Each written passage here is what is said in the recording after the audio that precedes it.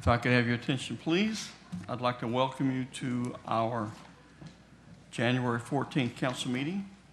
In the interest of time efficiency and ensuring that everyone who wishes to address the council is given the opportunity to do so, the following will apply to all comments made by the public.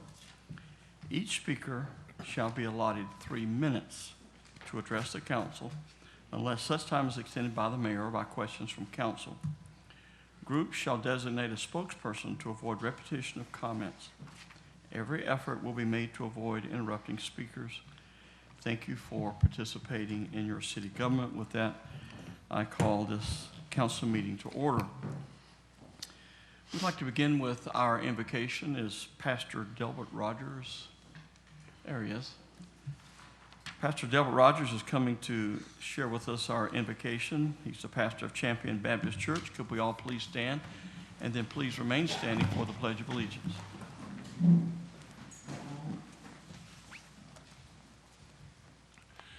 Dear Heavenly Father, we are so grateful that we can be here and have another day to live and to serve you. And Lord, as the city council meet tonight and the mayor, I pray that you'll give them your wisdom. I pray the decision that'll be made will be according to your will. We thank you for them, for their sacrifice of time and their effort. And I pray you'll bless each one that speak tonight. We ask and pray these things tonight in Jesus' name and for his sake. Amen. Amen. Please join me in the pledge. I pledge Allegiance to the flag of the United States of America and to the republic for which it stands, one nation, under God, indivisible, with liberty and justice for all. Thank you.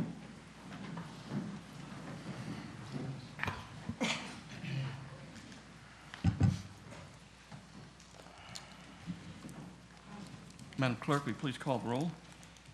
Mayor Blackwell, Here. Deputy Mayor Trace, Here. Councilmember Matheny, Here. Councilmember Cooper, Here. Councilmember Askew. Here. Our first presentation tonight is from Director Marjorie Craig concerning our water and our wastewater, our environmental lead. Gifted director.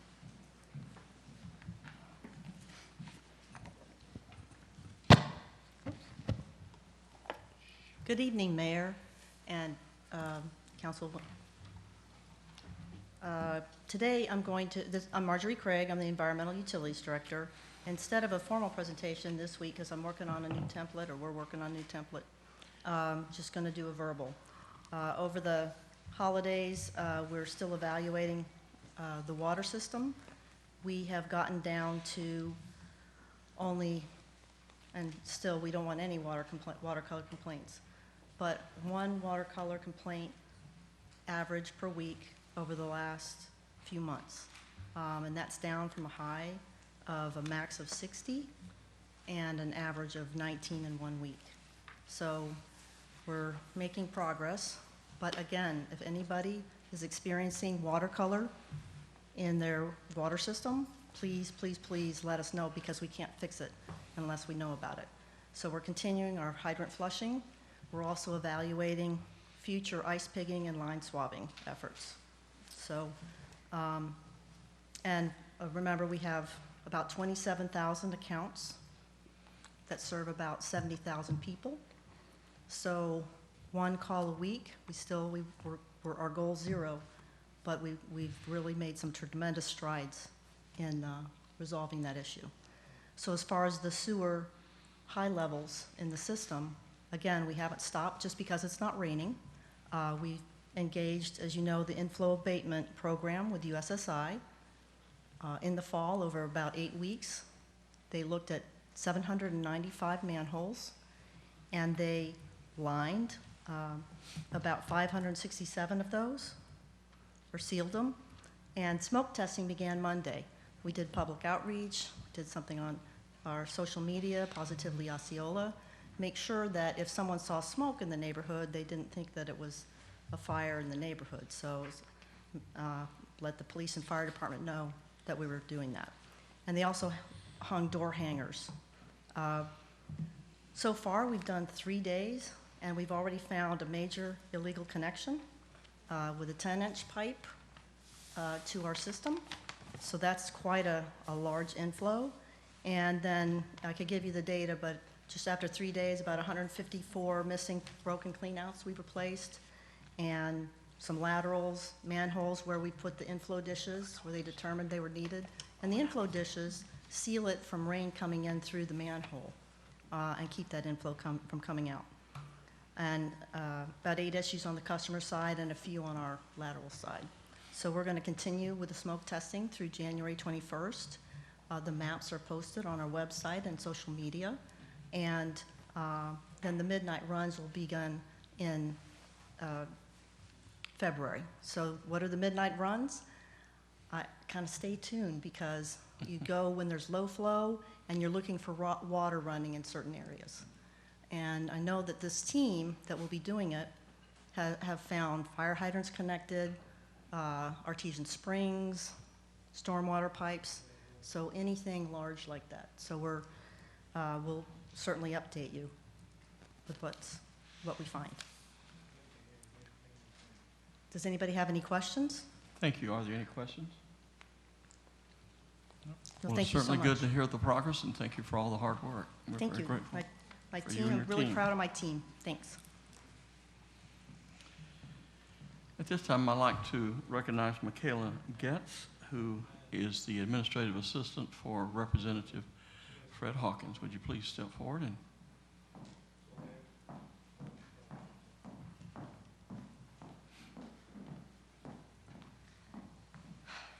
Hello, everybody. present your name and address for the record? Our name and address. My name is Michaela Getz. I live on 723 New York Avenue in St. Cloud, Florida, and I'm here representing Representative Fred Hawkins. So I had a brief statement that I'm going to read that the representative wanted me to share with the council as well as with our community members that are here tonight. So Representative Hawkins, first, he apologizes for not being able to be here in person tonight. This week is the first week of committee weeks in Tallahassee, and he's very tied up there. Representative Hawkins fully supports the brick and mortar establishments of our community, those that pay taxes, those that employ our community and assist in running the businesses that we all rely on. While food trucks in our community do serve a purpose, Representative Hawkins believes that purpose does and should have limitations and cannot be afforded the same permanent and daily access as the established restaurants. As many of us are familiar with, House Bill 1193, Section 509.102 that passed last year allows the state preemption of regulations regarding mobile food dispensing vehicles or food trucks. Representative Hawkins is now working with his fellow representatives in Tallahassee to pass legislation to return the regulation of mobile food dispensing vehicles back to local jurisdiction. Dependent on the success of that bill, he would then pursue a local bill at the delegation meeting coming up next year to exempt the city of St. Cloud specifically from the preemption that is laid out in House Bill 1193. To move forward, the representative has a few recommendations. He recommends that the city seek the opinion of a state attorney general, as well as pursue local ordinance that limits food trucks to special events only, requiring local government approval if to operate more than 48 hours, as well as establish regulations that in time of a local or natural disaster, that operations can be managed under emergency management. In accordance with the tenets of home rule, Representative Hawkins believes local government should be the strongest when it comes to handling the issues of local matters. While local, state, and federal government duties do overlap, and there are times when specific items are best conducted by one rather than all, in this instance, Representative Hawkins believes that the city has the right to regulate in the way that they believe is the best for the community. And he came here to say that he will support the city in that matter. Thank you. I'm available to the council for any questions you may have. I'm also available to the community following this meeting. I have a card, and I can discuss that with all of you in further detail. Thank you. Does anyone have any questions you'd like to ask? Well, thank you so much for sharing that. We certainly have some serious concerns about the things that have happened up in Tallahassee with the preemption, and it's nice to know that he's working on some solutions that hopefully will bring us the kind of changes and results that we need. Yes, sir. Thank you very much. Thank you.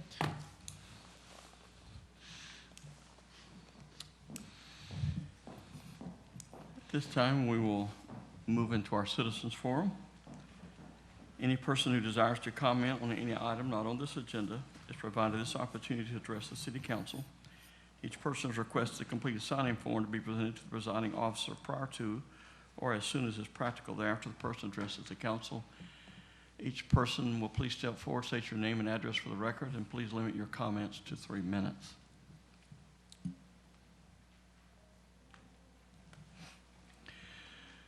We have Melina Cavalcante, is that correct?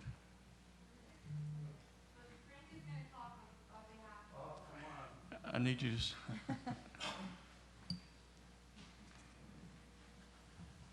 I'm Frank Woodsby. Yes, sir. I live in Twin Lakes. I own the Cup Diner. We're all of us are kind of upset about the food trucks coming back in. It's really not fair to us. We're going through a crisis now. We're not doing the business we used to do. I can speak for everybody, I believe. And, you know, our overhead's the same. And we feel it ain't fair, them coming in, setting up. I mean, we took Vinny 8 years ago. He set up in front of Rice. Okay, we come before the board. He left. He's doing it the right way now, which we don't have a problem with. But, you know, it's not fair to him. I mean, he's got a tough nut to crack, and so do we all. So we'd like to bring it up tonight to vote on this because it's tough times for us. If they did it the right way, get a building, lease a building. There's plenty available now.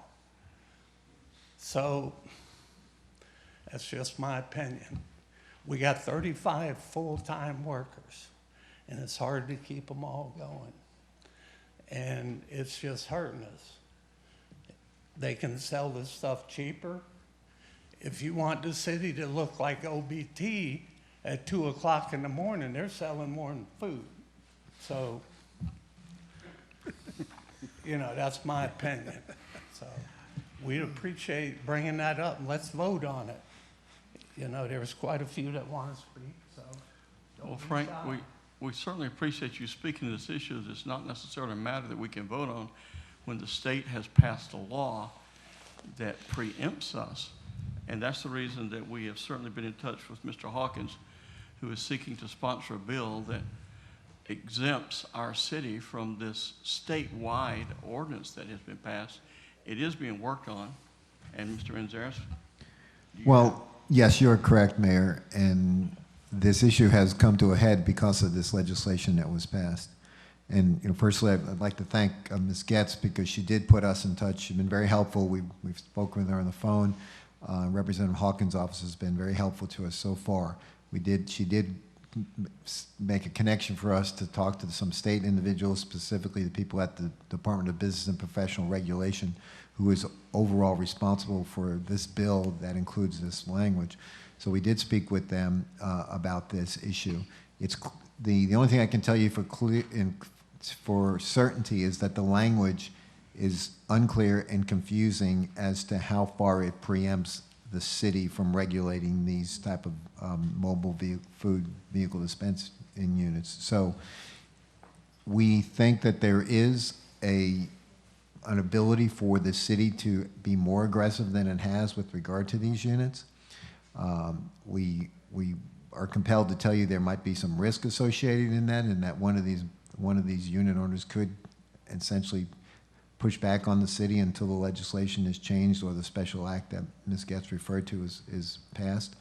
But there is an ability for the city to be more aggressive than they are. We agree with the recommendation that Ms. Getz made with regard to asking the Attorney General for an opinion on it. However, Attorney General opinions are exactly that, opinions. They are not conclusive determinations on it. Only a court of law can do that, or the legislature in changing the legislation.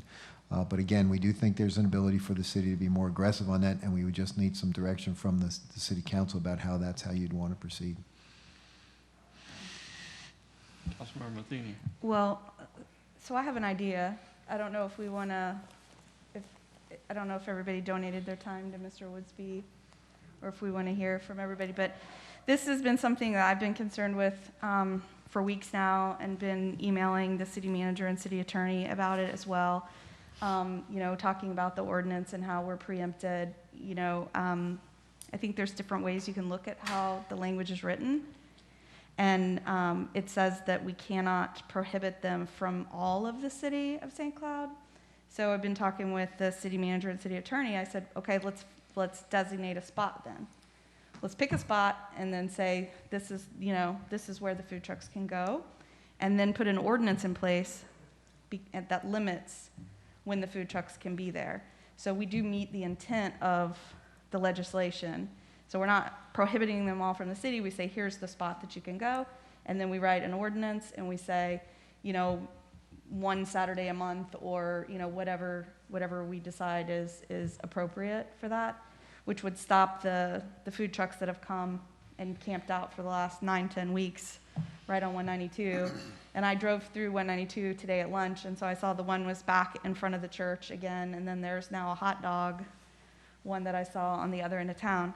So in talking with the city manager and city attorney, we can direct the city manager to cite all the food trucks immediately.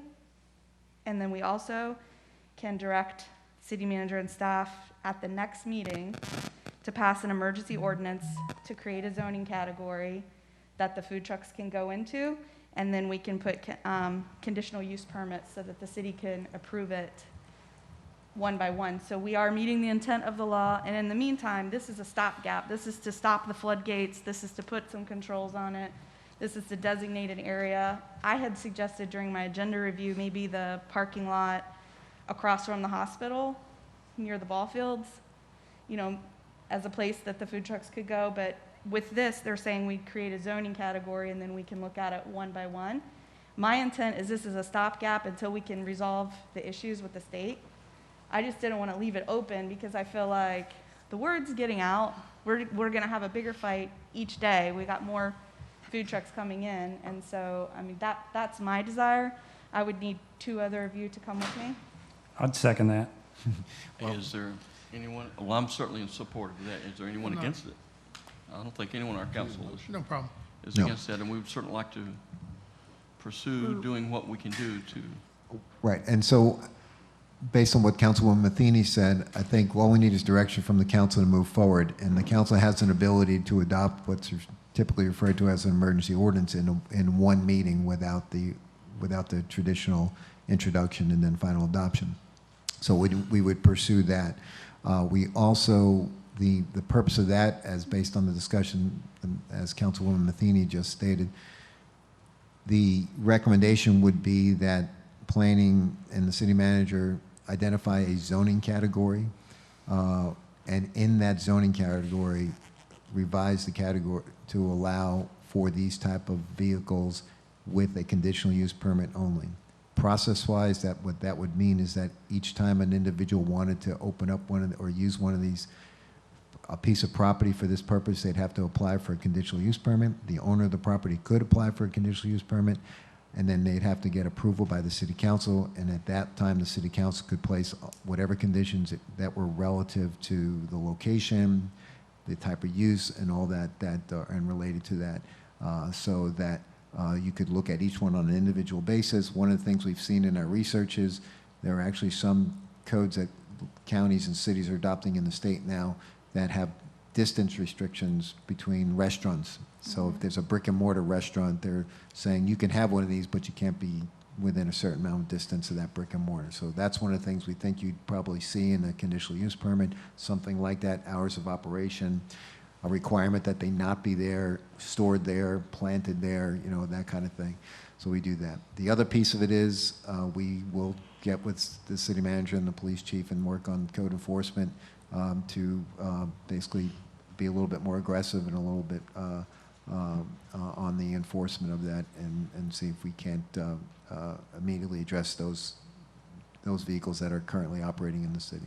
And then we just need direction on that. We can move forward just like I just stated. Fine. You have our direction to proceed on what you've just said. Can I ask a question? There's quite a few restaurant owners that are here tonight. Do you agree with that? Speak up. Frank, Well, Frank, I need you to, Okay, sorry. I need you to speak to the council, Okay. okay? And I'd like to ask a few of them because there's quite a few here. I understand. Did they agree to that? I'm speaking to you. I'll help you. How many of the restaurant owners here are in agreement with us pursuing what we're trying to do right now to control this issue? Would you just lift your hand? Thank you. Is there any opposed? Thank you. We're going to work on it, Frank. Is there Telling any you. opposed? I didn't see any I opposition. can't see them. There's no opposition, Frank. Can I tell you, I'm semi-retired, so today I was going down 192. So I followed a hot dog truck. First time I've seen one where you don't pull a cart. He pulled in 4 businesses, probably to try to get a spot. So that's it. Thank you for listening. Thank you. You're welcome. Thank you. And this just goes to show how quickly the state can do things and just wipe out everything we try for. Because there's been a lot of time spent on this over the past couple of years, and then the state in one action can just wipe it all out. Yeah, that's true. Any other comments from council? Angie Redmond, are you wanting to speak? Thank you very much. Vinnie Barber.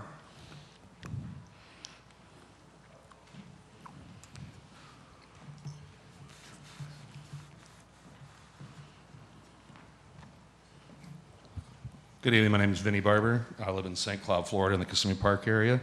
Come to council tonight to actually have 4 different things to gloss over. My wife and I are the owners of Barbecue LLC. Barbecue LLC is the company in which owns Jimmy Bear's Barbecue and Porky's Comedy Club. Those are both DBAs of Barbecue LLC. One company, same business. I come before the council this evening to ask for your assistance on 4 separate issues that are currently affecting my business. I've attempted to meet and discuss a couple of these issues with folks at the city with no clear resolution or being shown exactly what the code says, etc. The first topic is the placement of my barbecue trailer when I am not operating it. I'm not here today to ask to vend food from my trailer. I've spent quite a bit of money to actually establish a restaurant and not have to do that. But I would like to place my barbecue trailer in the parking lot by the road, like you're allowing anyone else who comes into this town to do right now under the state mandate, not operating, but yet to advertise my business so folks know where it's at. That's my first thing. I also, by the way, have a letter from Schofield Properties, a copy for each of you, that states the fact that they have no problem on their property whatsoever to allow me to place my trailer there. My next thing is the ability to display marketing materials as you're allowing other big box stores or large companies to do in this town, i.e. Home Depot, Ace Hardware, Value Pond, Tractor Supply, Wendy's, McDonald's, Dunkin' Donuts, all those folks. My next thing is quite simply in regards to my corporation. I have one company, one business in this town, and I'm being forced to purchase a second business tax receipt along with a second occupational license. Not being showed any code or anything that says that, only people thinking this is their opinion of it, just want clarity on it, happy to go along. The 4th thing has to do with the food trucks as well, and I liked what you guys were kind of saying as a solution for that. I think that's a valid solution. I have an easier one for you as well to add on to that. Instead of trying to earmark an area that you say you want to create for that, why don't you just make it allowed in parks? You already have those areas. They're not by businesses, they're not by restaurants. They're areas where people can go and congregate and go to that one location who want that food truck experience. They can show up right there, do it in a ball field park, do it whatever park you want to. All right, and that keeps them off the main way and helps other businesses kind of establish things. So I'd like to proceed to talk about these issues and do it. What questions does council have for me regarding them? First of all, Mr. Sturgeon, is this something that you can certainly help him with, these issues that he's raised? We've met and we'll be glad to meet again with you, Vinnie, and see if we can go through it and get some clarification. Well, and I appreciate that, and the reason why I'm here tonight is because we have met and nothing was done to resolve that. I sent you an email showing you all the places that had banners up 1.5 years ago, which you instructed me that you sent to your code enforcement. All of those same businesses, all of them have banners up. The exception being me. Because anytime I put a banner up, within 5 days, I get violated. Now, is it right for me to have a banner up? I agree. If that's the code, I'm not allowed to have it up. There's not been one single time where I've had to go before a magistrate. I have complied every time I've been sent something. I have not done that. Just the other day, I was cited for putting a banner up on the north side of my building. Above my banner is a banner that's been there for a year and a half that says, "We buy used guns." There's not one record of a citing whatsoever to value upon for that banner. Every time I do something, though, I am targeted. I am targeted, I am singled out, and I am attacked by your code enforcement. And in fact, your code enforcement department now has weaponized my landlord against me. So instead of coming to me and saying, "Hey, we got an issue here," and sending me the letter, they send it to my landlord and threaten him that they're gonna fine him. And then he calls me and has me do that. So you guys are weaponizing my landlord against me when I'm a businessman, and all I'm doing is asking for equal treatment under the law, what you're allowing other people to do. And you're not doing anything about it, Bill. You haven't done anything about it in a year and a half. So talking to you about it again is fruitless. I want these folks to decide right now how that works. I disagree with that. He doesn't like our answer, and I'll have Mr. And that's the second time you said that to me, that every time that you say something that I don't like your answer, Mr. because Barber. your answer is that I get fined for doing something, or I get a code enforcement violation, but you're not violating anyone else. So of course I don't like that answer, Mr. Sturgeon. I'm not going to argue with you. This is not an argument. Okay. It's a statement to you, sir. It's not an argument.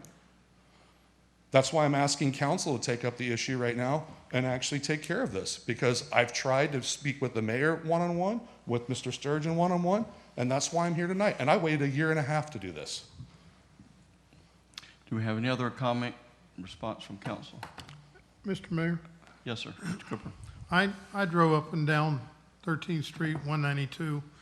I started out at Highway 15, and I see Taco Bell, and it's a new Taco Bell. It's been there 8 or 9 months. It's still got the flyers up there. I talked to Mr. Sturgeon about it. He said, "I'm going to make sure that it's going to be equal for everybody."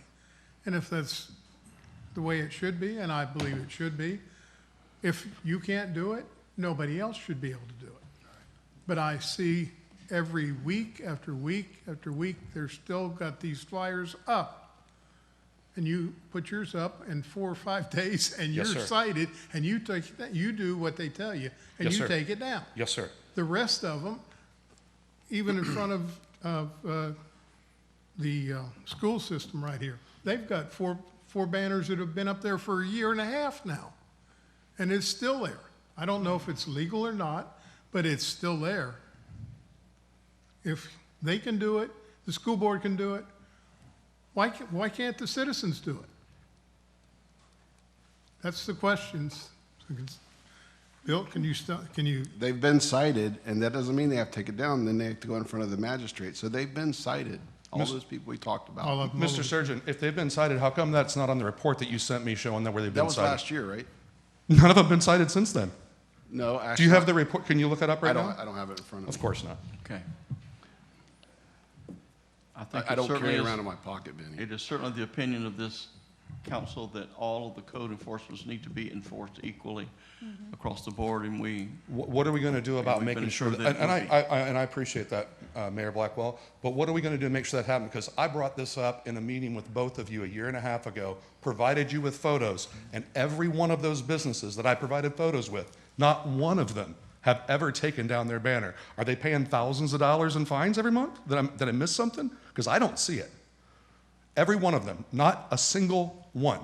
I put a banner up, in 5 days, I have a notice. Actually, in 3 days, I get a notice from my landlord, and then in 2 days, my notice shows up. That's targeting. That's selective enforcement.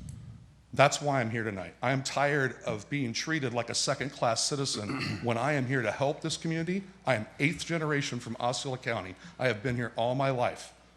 I bleed St. Cloud blood. I'm just looking for some support from our leaders in this community to actually do something that's right and stand up for people like us. Stand up for the small businessman. You guys are doing a good job of standing up for Home Depot, Tractor Supply, Wendy's, Value, all of them. You're not doing nothing to them.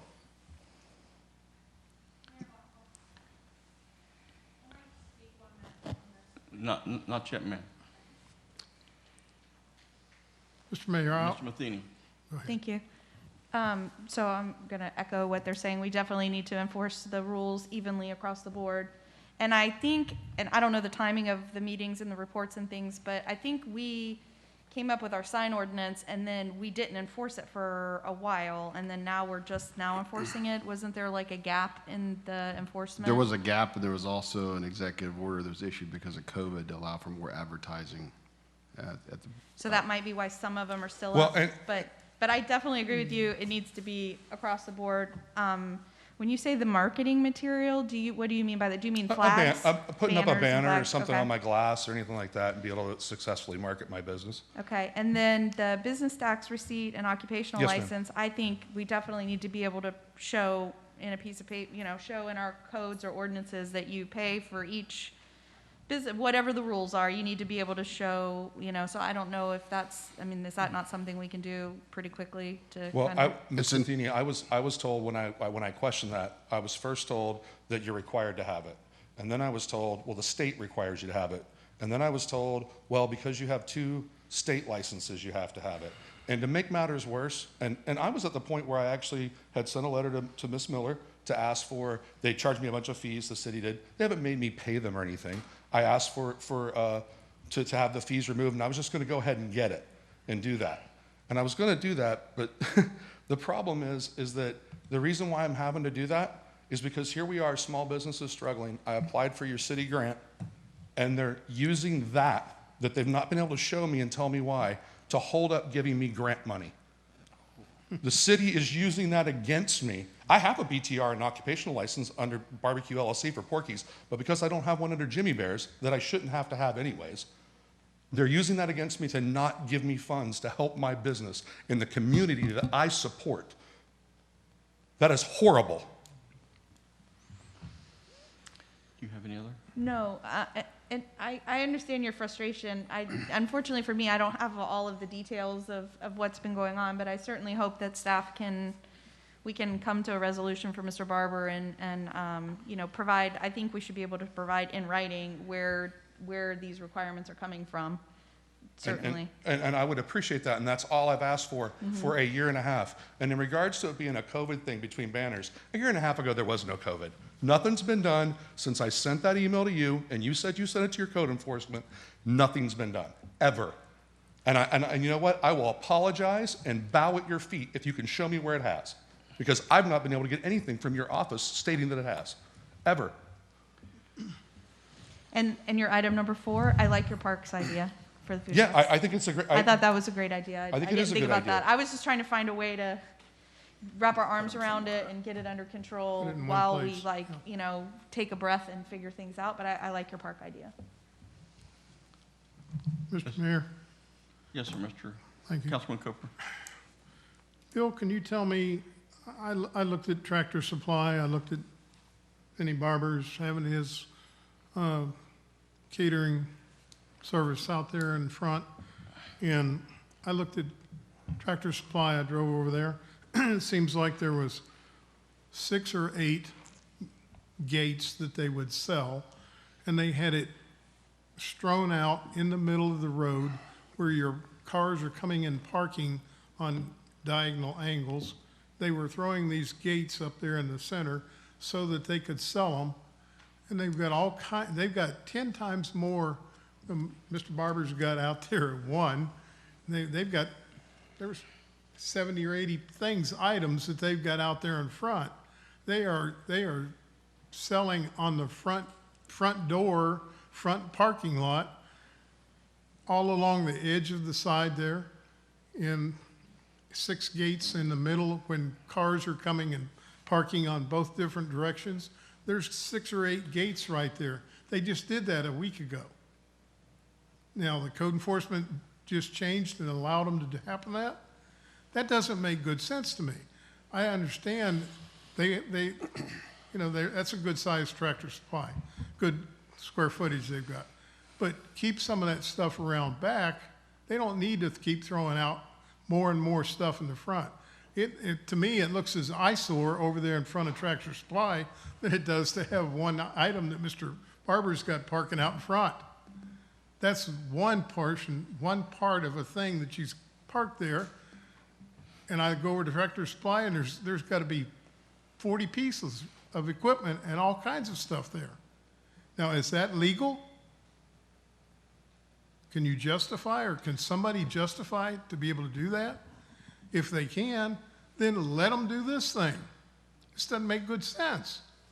Mr. Manzares? Well, I can't answer the question as to whether that particular use is legal. You'd have to look at the permitting and the approval for that site. Many of those large sites like Home Depot, like Walmart, like Tractor Supply, as part of their approvals, they're allowed to have the open and outside storage of merchandise and have it like that. So I don't know if the answer, but the short answer to your question or your comment, Mr. Cooper, is that if the code allows it, then it gets a stay. If it doesn't, and then there has to be code enforcement action to address it, and we certainly. If they're letting Tractor Supply and you're gonna let But Home Depot do it? I can't then answer why the can't you question. My let the point is, I others? can't answer the question as to whether they are permitted to do that or not. But there is a provision in the city code to allow for permitting of those type of uses, and some retail sites do have the ability to do that under the city code. The large retail sites like Home Depot and Tractor Supply. Most of them are, because in the large retail sites, as the larger retail sites, they typically come through, they get a permit that includes a site plan that has the permitted uses on it, because they're large enough to have that. As you know, Mr. Barber's facility is part of a shopping center essentially, and so there are other issues, and it was not permitted, as far as I know, for the open and outside storage of display of merchandise or items like that. And it has restrictions with regards to the amount of signage it can have too. So Under the code. under the new code, would, like with the allowing, sir, I'm over here. So Well, I'm was sorry, speak- I was speaking to you. No. you need to talk to the council. So under the new code where they're allowing vehicles to be on private property, that's that section where they're allowing food trucks, would that not, I have a food truck, it's gonna be on private property, I have a letter. Am I not allowed You to have? got the okay. The issue here is that the city staff is going to get with you and review these things, and we'll report back to Absolutely. the council. Absolutely. We want code issues enforced across the board for everybody. And they are. You'll address with him in writing the BTR occupational license issue. And thank you for the suggestion about food trucks in the parks. We still have my And we're going to fourth, work on this. we still have my fourth thing that I didn't get to, that we didn't cover. On the food truck things, again, I spoke with Representative Hawkins as well, and I'm to understand we are a charter city, correct? We have our own charter? You have your own charter, yes, sir. Yes. The So city does. basically, we rule ourselves, the state doesn't necessarily rule us, correct? Oh, wait a minute, I know No. we have to follow state wish. law. It's not the way home rule works. Over here. Well, and I don't know, that's why I'm asking.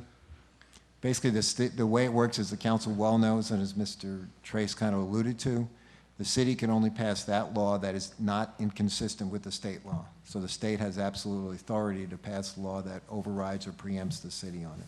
Okay. And that's been the decades attack on home rule, and we're hoping that Representative Hawkins, as well as others, can slow down that attack. So, Mr. Mayor, are we allowed to vote then on allowing my trailer to be in that parking lot, being that I have a letter from the property owner saying that I'm able to have it there? That issue will be addressed by the city manager and the staff, okay? No, I understand you, I'm just asking, is council allowed to vote on it? No, we're not going to vote on that right now. We've told you how that's going to be handled. The city manager's going to address that with you, okay? Can I ask Council. a question? Thank you. Is it possible, I don't know if it violates sunshine or whatever, but is it possible when you provide the response to Mr. Barber that you copy all of us? Sure. Okay. Absolutely. Thank you for your Thank time. you. And is there some sort of tracker or update that code enforcement sends you that shows, you know, all the actions that have No, they keep a log though. Can we be sent a copy of that as well? I think you had mentioned you did a public records request or something. Well, now they want $72 to send it to me. Okay. Well, So I don't know if they'll charge you, but when you get it, send it to me so I don't have to pay. all right, can we get some sort of Thank report you, on Mr. it? Barber. Mr. Mayor, can I ask Dan a question? Dan, could you give me a copy of Tractor Supply, how much equipment that they can put in their front? Certainly, Mr. Cooper, we can look at that issue and find out whether what they do. I don't know what's out there in the record to address it, but we can get you any Can you information. find it, with this documentation, can you find it and give me a copy of it? I'd appreciate it. I'd like to see it. And it I'd might like be to- with, I'd like to go there and count and see what they've got and what their original intent was Respectfully, Mr. 15 Cooper, years ago. my response to your comment was, we do not know what the permit, I do not know what the permitting is. So it could be that they are not permitted to do any of that stuff that you're, in which case. Who knows then? Well, unfortunately, I was not aware that you were going to ask that question, so I don't have that available information. Mr. Cooper. That's not, I'm not being facetious. I'm just, can you, in the next day or two I can or get it. week We or can try whatever, to can get you it for get you. us a copy of whatever it Andre's says? taking notes, he can get it for us. Somebody, Andre, I'll throw it on you, Andre, or whatever, or Bill Sturgeon, if you will, that can at least tell me what's going to happen with Tractor Supply 15 years or 10 years ago. What original document was given, how much facade stuff that they could keep out in the front? I'd like to be able to see that. Mayor. Thank you. Thanks, sir. And Mr. Rescue. I don't know what the rule is on having a vehicle with your name on it, because it's up and down 192. I think you have to move it every day or something like that. I'm not sure what the challenge is with Jimmy Bear's vehicle there on private property. Is it, if you can find that out for us, that'd be great. Thank you. Anything else from council? Would anyone else like to speak during the citizens forum? You'll please step forward, share your name, address, and fill out a form before you leave. Angie Redman, I'm St. Cloud off Hickory Tree. I also own Cobblestone, and I wasn't going to speak, but since Vinny brought up the feather flag, he's not the only one that's been targeted. I also was targeted about a year and a half ago. I kind of fought with code enforcement, I'm going to be honest, and yelled and fought and carried on with them and said I was going to come to you guys and was going to fight it out with you guys, but never did because COVID ended up happening. But I feel that, to Bill's defense, I feel that code enforcement is kind of going to the smaller businesses because maybe it's easier to get to an owner of a smaller business than it is of these big corporations, because the big corporations, where's it going to? Somewhere's in another state, who knows? But I really would like to see maybe you guys be able to tweak the ordinance or whatever so we can use these feather flags because they do make a difference. It makes a huge difference, especially for me. I'm cut off on Massachusetts Avenue, but when I'm able to put the feather flags out and people can see us, it does drive up business. So Vinny's correct, like being able to advertise with those is crucial to us, smaller businesses. And it is kind of aggravating seeing all these big box stores that they don't care if they get a $500 fine. For me or Vinny to get a $500 fine, that's coming out of our pocket. So it is hard.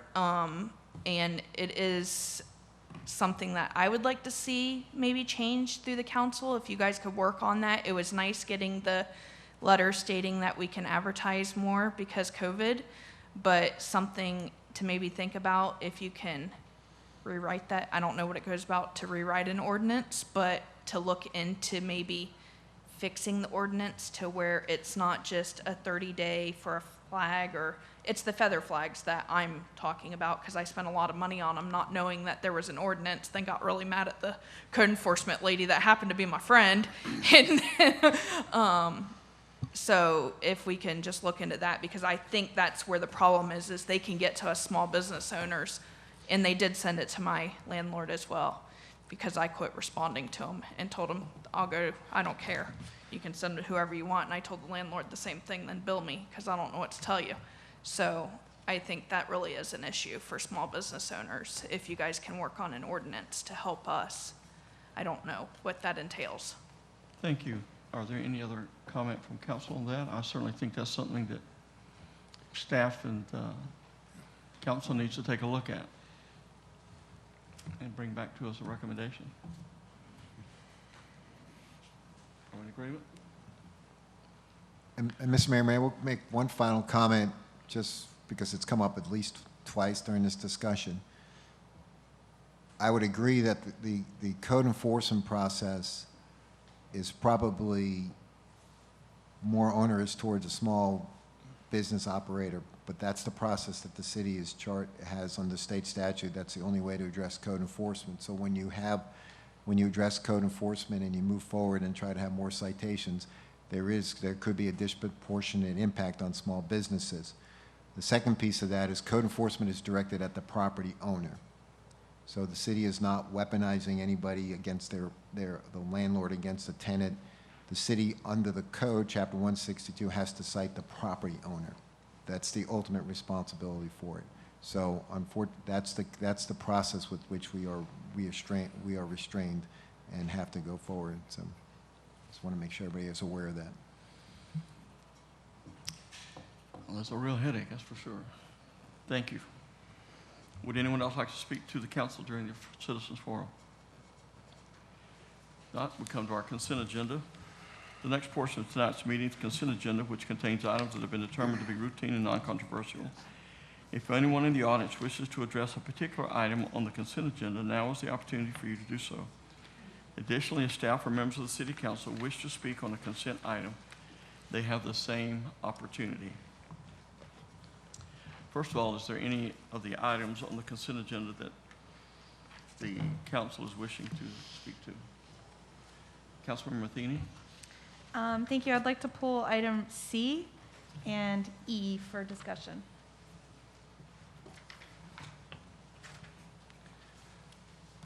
Item C and E? Yes.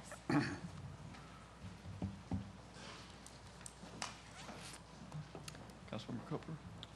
Item D, item G and H, just pull G and H to vote, so I can vote a separate vote on that. G and H. You said D, G, and H? Yes, sir. Is that correct? Well, I had D, E, G, and H, but she's got it, so no problem. Then I'd like to pull item F. Pardon me? I want to pull item F. F?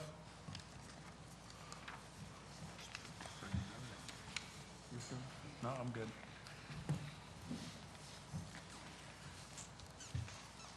Then let's go to item C. Councilmember Matheny. Yes. So this is an agenda item for alternative, asphalt paving systems. And in this item, they're proposing to do rehabilitation to various streets throughout the city of St. Cloud.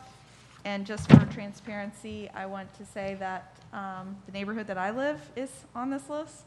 So I did speak with the county attorney's office, and he said that that does not meet the threshold for a conflict of interest. But I just wanted to, for clarity, say that my neighborhood is on this list of the roads that are getting rehabilitated. That was Okay. Anything else? That's it. I thought those streets were concrete in your neighborhood. They are. Oh, all right. Okay. Didn't know how they're rehabbing them. They're concrete, and multiple of the elderly citizens that live on the street have fallen because it's all cracked and busted and, trip hazards. There's no sidewalks. So, Any other comment? Did you need to vote on that separate, or that's just you just want to state? no, that? I have to vote on it. I can't Okay. abstain, but Yeah, I she just, does- for clarity, I just wanted to say that. Item D, Mr. Cooper, Councilman Cooper. Mr. Sturgeon, you and I talked about item D, about the library, and because of the library's been closed for quite a while, and the ladies have been paying for a portion of the, what was it, If I could? yes, sir, go So right ahead. for clarity, council, the items in the historic women's club and the museum were moved to a storage unit paid for by the city. It's about $130 a month until we get it rehabilitated. But the women's club has agreed to pay about $40 a month for the insurance. That's what we're talking about. Yes, sir. And I Okay. think they're running out of money because they haven't made any money, or they haven't done anything for the last 5-6 months. So it's been closed, and they're still paying $40. I suggested maybe that the $40 if we're already gonna pay for the insurance or for keeping it in a storage. We oughta make sure it's safeguarded through the city's expense. It's only $40 more, $29 or whatever you said it was. So Mr. Cooper's requesting council consensus that we go ahead and pay the extra $40 and stop having the city, the women's club reimburse the city for that. Is there any option? It's opposition to $40. that? I don't know. Do you have a consensus on, yes? I don't object to it, but I wanted to ask the question of, well, how much have they paid? Like, can we reimburse them the whole amount? Yeah, Because we have drug this out. 3 months. Oh, they've only paid for 3 months? Yeah, but Okay. we'll take care of it. But if we could make them whole of their expenses that they've had to pay, because. They'd be happy to take that $40 back, or $30 or whatever. We'll make it Pay right. 'em back. We've definitely drugged this process out. Yes, You guys good with that? yes, Yes. sir. Thank you. We'll take care of it. We're good. I appreciate you problem. doing that one. Thank you, Mr. Mayor, on that one. Going to item E, Councilmember Matheny. Thank you. So item number E, if anybody's paying attention out there, is $1.5 million that the city is paying to the county in a reimbursement for transportation and mobility impact fees for Lancaster and Canopy Walk. So this is, and I would like the city attorney to elaborate on this, this is a settlement agreement from something that happened prior to all of us being on council. There's nothing we can do about it. We can't not do it. We're not, you know, I know that the transportation and mobility fees, they're getting a lot of scrutiny, which they should. But this isn't something that we have an option to not do. So I wanted the city attorney to give a little history on what's happening here. Certainly. So this goes back to 2005. Back then, the city council annexed a portion of a large piece of property, large parcels off of Nova Road. The county objected to the city's annexation, saying that for several reasons, and one of them being that they believed it created an enclave. The county's objection, they filed a challenge to it. They actually filed a lawsuit against the city. The lawsuit was essentially abated to allow the parties to work on a resolution. During that resolution, there was an agreement was entered into, which Councilwoman Matheny has referred to, wherein the city would agree to transfer a portion of the transportation impact fees it collected off of the future development of the property. 50% of what the city collected would transfer that to the county. In addition to that, the developer of the property had agreed to pay about $1.7 million in transportation impact fees to the county, and $1.7 million to reimburse the county for its transportation impact fees. In our view, the discussions were the county was most concerned about the loss of the transportation impact fees that it would sustain if the property was annexed into the city, and that was one of the reasons why it filed the lawsuit. The resolution essentially brought the county close to being whole because it was able to get those transportation impact fees. So the settlement agreement entered into back in 2005 provided that these impact fees would be paid by the city once they're paid to the city, and essentially this is a requirement under the agreed upon settlement agreement from years ago, and it's really just a catch-up of what has been paid to the city and needs to be transferred over to the county. Thank you. Thank you. Councilmember Cooper? Mr. Surgeon, you and I talked about that very item there. Is there any way that we can not pay the county until we get the money that the county has owed us? They owe us $1 million, what, 3? Close to $2 million. We received the close to wire 2. yesterday. We received the money from the county for the impact fees. Can you get it put it in the Dropbox at the It's bank? in- Could you, then you could pay them, as It's far in as there. I'm concerned. It's there. Okay. We got it They yesterday. drug their feet as long as they could drag to pay that money to us. So I said, let's just drag it and go back the other way. So if you hang on to that until you get your check and make sure it's green and, We got the money yesterday. all so. right, as long as you get it, make sure you got it. Thanks, Thank sir. you. Any other? Brings us to item F. Councilmember Trace? Thank you. I kind of talked through this a little bit during my agenda review, but you know, in my mind, there are times for piggyback contracts, and there are times that things should be bid out. And I think these services for sewer rehabilitation should be bid out to local companies. You know, if there's not a St. Cloud company, then something in Central Florida. The group, you know, the two groups that were a part of this Okaloosa County bid are both in Alabama. And I'm sure they do work all over the state and all over the Southeast, but I'm just not a big fan of us putting hundreds of thousands of dollars a year, you know, that far away, when I think there are capable companies local that can do that. May I have Ms. Craig address that? Yes, While she's walking up, can I say something? Councilmember Matheny.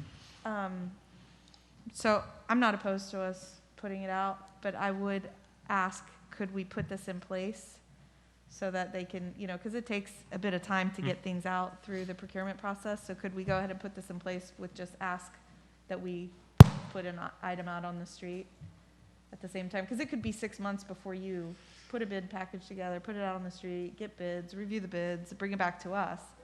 And then that means they have 6 months without having this contract. Marjorie Yep, Craig, Ms. Craig. Environmental Utilities, and absolutely what you said is that if, I would ask the same thing. If we could go ahead and put this in place, we can go ahead and bid it out, because this will be a program, the pipelining will be a programmatic approach where we allocate a certain amount every year. This actually, for a pipelining project, is pretty small amount, but I'm willing to put it out and see what we got out there, but we really need to get that pipeline before the rainy season again. So, happy to. And I'm fine with that. I just want us to also make the determination of there are certain contracts that should go out to bid, and there are certain contracts that are fine with this piggyback. The state contracts for vehicles, I mean, they're getting better rates than, you know, we'll probably ever see on that kind of stuff, paper and staples and all that. But, you know, these kind of things, I think, in the future need to be bid out, you know, well in advance, not just a piggyback contract. But I'm fine with 6 months or however long it'll take to go out to bid. Mr. Mayor. But we can still put Wait the one second. other, this one in place for now, right? Well, Yeah. assuming it gets approved. Yes, if it, but yes. I'm always onto this, the piggyback ride. If you're telling me that we need to get this done, why didn't we know 5, 6 months ago and put it out for bid, like Mr. Trace has said? Put it out for everybody and be fair, and let's get some local, at least in Florida. We could have done this 5 or 6 months ago. I'm sure that we didn't find out that a week ago that we needed to go ahead, that this item had to be, let's give it to the same one that's been propagated from the city over and over and over and over. 5 or 6 months ago, let's put out for bid. I have been adversarial to try and do this every time. If you're telling me that it takes too much time and the staff doesn't have enough time to do it, let's get 1 or 2 more people that's all they're going to do. I'm sure we can do that, or find the money to be able to do that and save the money that what we're probably paying. There would be your old buddy that's been doing the same thing here for weeks and weeks and weeks. And to me, I think we need to put out a lot more stuff for bid. Mr. Sturgeon, you want to speak? Councilmember Thank you. Matheny. So I work with procurement in my job, so I know how difficult it is. And I understand the timing that it takes, the amount of staff hours it takes. I mean, the amount of staff time, not even in procurement, then you have to get selection committees. I know, and I'm just kind of saying all the issues. But our procurement staff is top-notch. And I have faith that they review each request individually and vet it. I'm telling you, when I deal with procurement in my job, it's not like they just do what I want. You know, they vet it, they review it, they look at the vendors. A lot of times if you bid specialty contracts like this, like pipelining and things like that, a lot of times they are from like Alabama. There's not people that do it here. So, I mean, I understand why these things happen. I know you can't bid every single item because we would get nothing done in the city. So I just wanted to say in support of procurement, I trust our procurement folks, and I think that they do a really, really good job. and getting things done. And I trust that they are reviewing things to see should they go out or should they, piggyback. And a lot of times, it's great to think you're going to know every single project that you're going to do every single day, but it doesn't work like that, and things come up, and you need to expeditiously get things done in the best interest and the best price for our citizens. And all I'm saying is competition also keeps folks honest. So if we had a roofing contract thing that came up, and I think we awarded to like 5 different companies to get bids from a couple, and then, the best price is what gets it. So I know there's at least 3 local companies in Central Florida that do the pipelining. I don't know if it's every single task that was in there, but, let's get 2 or 3 of them on contract, send it out to bid for individual jobs, and then we can award that way. Almost based on qualifications, not based on price for the initial, but then they bid it out individually for each contract. But I do think we have a great procurement staff, great water, wastewater, utilities staff. This more to me is a policy decision of certain things like this, in my mind, need to go out to bid, and that's why I brought it up. That's correct. So I hear what you're saying, and I'm listening, and we are going to do that. I would ask that you please consider approving this one, just so we can have it in place and make the difference before the wet Rain season season, starts again. Agreed. I don't have any buddies in the pipelining business. As you know, I just started here in May, and we did submit this contract renewal months ago to procurement, and as Councilwoman has stated, it takes them time to review it, to vet the piggyback contract, and we also do post this for 10 days on our site to see if anyone local can competitively come meet or come under those bid prices. But we will renew our efforts to do. I also agree. I like to spread the work around, and we are working on a pre-qualification process to have several lift station rehab contractors in place, not just one, but several, just in case they're pulled in different directions based on criteria. So Thank you. we'll do that. You have Thank anything you. else? Thank you. Do we need, Well, I don't know. I think staff needs some direction here. I understand where you're going with this one particular item, but as I hear Mr. Trace's comment, he'd like to adjust the city's policy with regard to what's referred to as piggybacking. That is an authorized provision in your purchasing policy.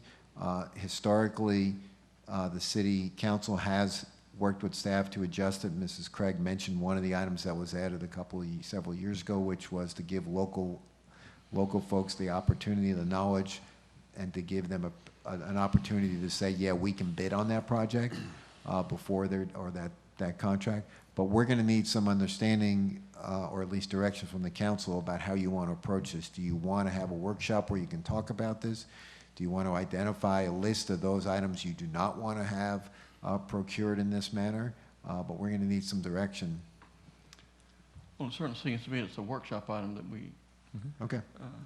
bring some recommendations we have time to talk about. I just want to point out 2 things that haven't been said. Well, number one, back in probably May, June, we passed a local preferred local vendor ordinance. We did do that. And then we also, beginning of last year, we did the whole procurement policy that allows for piggybacking. And again, I'm not the guy that stands up here and every time you tell me to do something, I need more people, but it is going to increase significant workload on staff. And they do their due diligence. They go through everything. They make sure they check everything. It's a very tedious process. I do have one of the best procurement staffs. But again, we're a growing city. A lot of things are happening, a lot of infrastructure issues. So this is really going to hamstring operations of the city if we go start bidding stuff out. But that's your why call. we need a workshop. Okay. Are we done? Can we go to item G, Mr. Cooper? Councilman Cooper?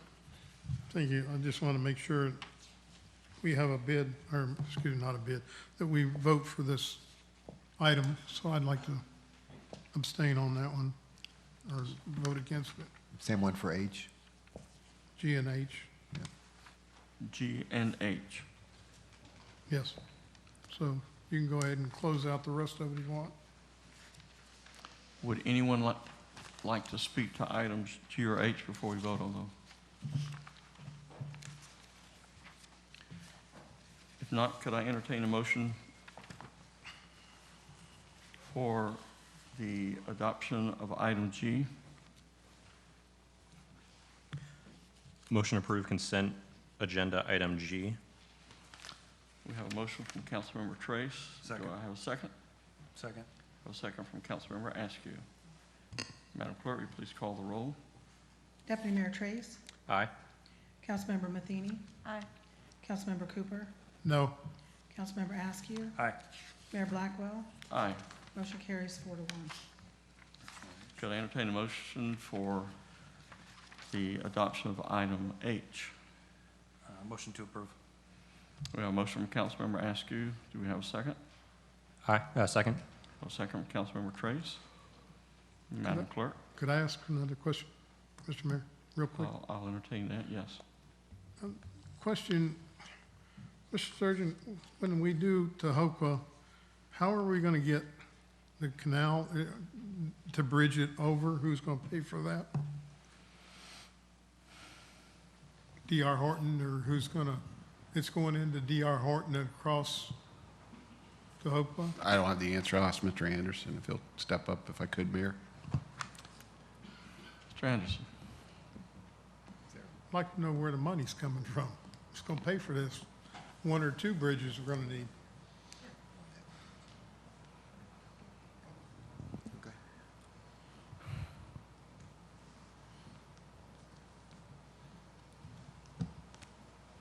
Definitely, Andre Anderson, Community Development Director.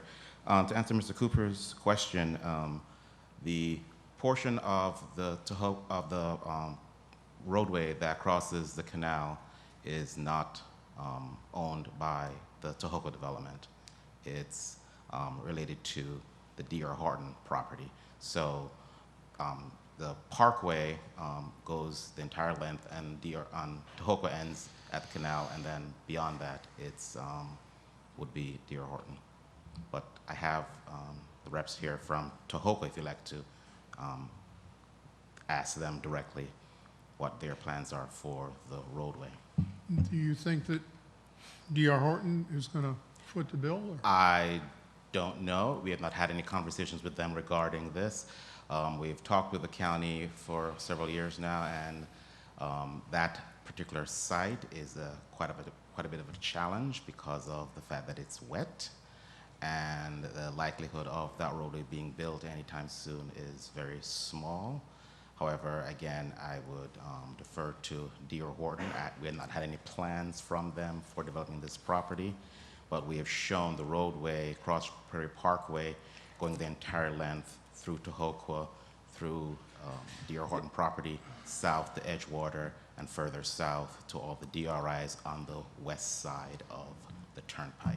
But you don't think there's any idea that the city would foot the bill to want to pay for that, are we? That was never the intent that the Okay, city would ever that was my question. for the bill for the roadway. I just want to put it on the record, and I'm not favored to pay for that for the city. Yes. Thank you, sir. Thank you. That Appreciate brings us back to the question. We have a motion from Councilmember Askew, a second from Councilmember Trace for the adoption of item H. Madam Clerk, will you? Councilmember Matheny, Aye. Councilmember Cooper, No. Councilmember Askew, Aye. Deputy Mayor Trace, Aye. Mayor Blackwell, Aye. motion carries 4 to 1. Brings us back to our consent agenda.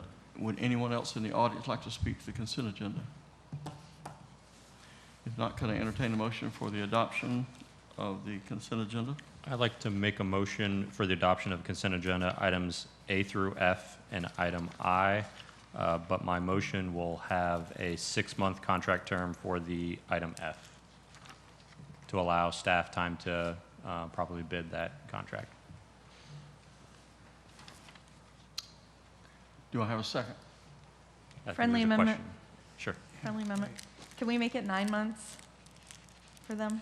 It just takes Sure. a long time. I know. Well, then we should be looking at all contracts that are, even ones we adopt now for the paving contract that just was, we should be looking Usually at. they're multi-year. Yeah. Usually they're multi-year. It's just difficult. I mean, I'd like to give them 9 months. 9 months is fine. All right. With me for the motion. He agrees to the friendly motion of 9 months. Second. Have a second from Councilmember Matheny. Madam Clerk? Councilmember Cooper? Aye. Councilmember Askew? Aye. Deputy Mayor Trace? Aye. Councilmember Matheny? Aye. Mayor Blackwell? Aye. Motion carries 5-0.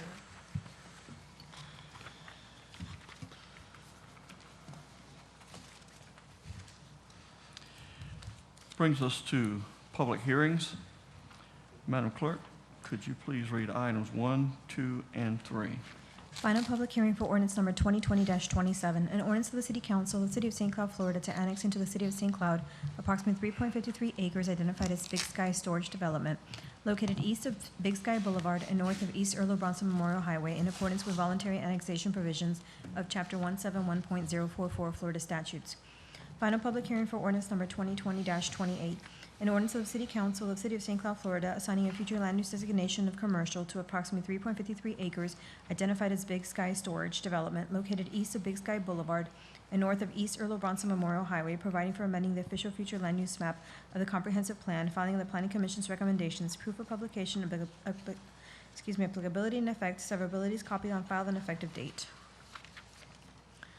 Final public hearing for ordinance number 2020-29, an ordinance of the City Council of City of St. Cloud, Florida, assigning a zoning district of highway business compatible with the commercial future land use designation change adopted by ordinance number 2020-28 for approximately 3.53 acres identified as Big Sky Storage Development located east of Big Sky Boulevard and north of East Earl Bronson Memorial Highway, providing for entering the designation of the official zoning map, filing the Planning Commission's recommendations, proof of publication, severability, and effective date. Good evening, Andre Anderson, Community Development Director. This is the second and final public hearing related to the voluntary annexation for the Big Sky Storage Development on East Earl Brunson Highway. This amendment is consistent with Section 171.044 of the Florida statutes related to annexations. It is contiguous and reasonably compact, and we received signed petitions from all the property owners. It is adjacent to the city limits on the eastern property boundary, and the existing future land use within the county is commercial, and the existing zoning is commercial tourist. It is compatible with the surrounding area, and there are no adverse impacts at this time. It is also consistent with a strategic goal for growth management, and DRC and staff recommends approval of Ordinance 2020-27, and the Planning Commission at their meeting on October 20th also recommends approval of Ordinance 2020-27, and we ask that the City Council also approve this ordinance based on the 16 findings within the Land Development Code. If you have any questions, I'm happy to answer them. Moving on, the next item is the future land use map amendment, which is related to this item. It's for the same property along East Earl Bronson Memorial Highway.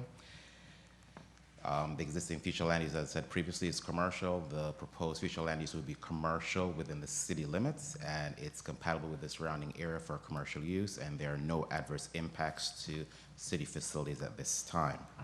It is also consistent with a growth management goal, strategic goal, and the staff at their DRC meeting on October 5th recommended approval of Ordinance 2020-28, and the Planning Commission at their meeting, based on their 16 findings, also recommended approval at their meeting on October 20th. And we ask that the City Council also approve this item, this future land use map amendment, based on the 16 findings within the Land Development Code. Any questions? Hearing none, I'll move on. The next item is related to this. It's the zoning map amendment for this property, again, along Earl Bronson Memorial Highway. The existing zoning within the county is CT, commercial tourist, and the proposed zoning within the city limits will be highway business. The future land use is commercial in the county, but it would be commercial also within the city. There's no adverse impacts at this time to the city facilities, and it's consistent with the strategic goal. If you recall, at your last meeting, this item was brought before you, and staff recommended against this item because it was in conflict with the proposed ordinance for the major corridors overlay. As such, the City Council at the last meeting abandoned the major corridors overlay temporarily and would allow this project to move forward as proposed to house a mini storage facility. So based on that position, the DRC is recommending approval of Ordinance 2020-29 with the condition that it be compatible and in substantial conformance with the conceptual plans that were presented to the City Council at the meeting on December 10th. Planning Commission at their meeting recommended approval of 2020-29, and we ask that the City Council also approve this Ordinance 2020-29 with the condition that the project is developed in conformance with that plan. Earlier today, we received a updated concept plan from the applicant, and I presume they're here and they may be able to present it to you. If not, I have a copy that I can share with you. That is similar to what was presented, but it actually lays out the entire project on the site to see bulk and scale and mass of what it would look like on the actual site on an aerial. And so if the City Council is inclined, I would recommend that you consider that plan and put that as a condition using the updated plan versus the one that was presented on December 10th.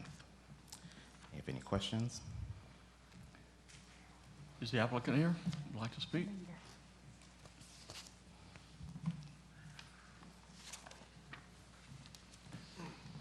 Good evening. Excuse me.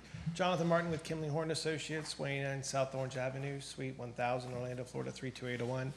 Yes, we were starting to partner with staff on the next steps, so we kind of were giving them a sneak peek of the actual like a site plan layout, but really it's in very substantial conformance to the previous documents that we submitted. It was just the last one had 4 stories. We're at 3 stories now. So again, it was kind of, hey, do you guys want to start talking, and a sneak peek of kind of what we're going to be coming in with. So we feel those documents that we submitted today were kind of just to start partnering with staff. It wasn't intended for that to be brought up, and we stand by with what was presented last time, as well as the condition of approval. And other than that, it's been great working with JD and staff. So we look forward to the next steps after hopefully approval tonight. But that's all we have. Have any questions from council? Councilmember Matheny. Well, I just have a comment carryover from the last time we talked about it is just I want to make sure, and I don't know what approval we need to stick this on, but that we harmonize with the residential development that's existing around this area. You know, maybe, and, you know, so now they're going to have a 3-story building right next to their house. It'd be great to have expanded buffers or, you know, I don't know, things that we could do to kind of help harmonize with the existing development. I know if I had my home right next to this, I wouldn't be happy. Yeah. Mr. Mazares, do you have any counsel for us on that? Well,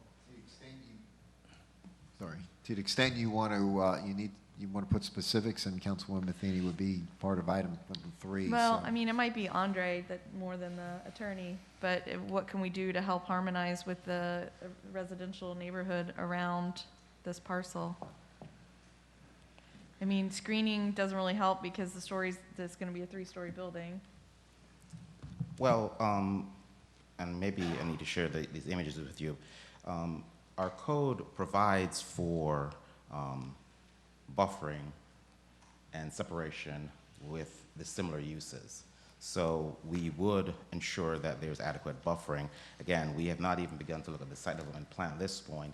So the plan that they show at this point is preliminary, and we have an opportunity to ensure that it's separated enough to provide that separation distance-wise and also buffering directly against any residential uses that would be to the north of the property. I don't know what the building plans look like, and we haven't seen those, but I don't know if it's possible to not have windows on the side, you know, that overlooks down into Yeah, so the residential if you don't mind, I'd like to share development. these images because I think that will clarify a lot of your maybe Sure. your concern.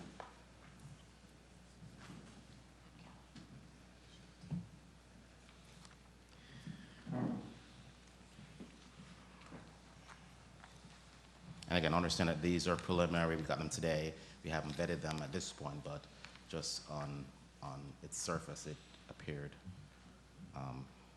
to address some of your concerns.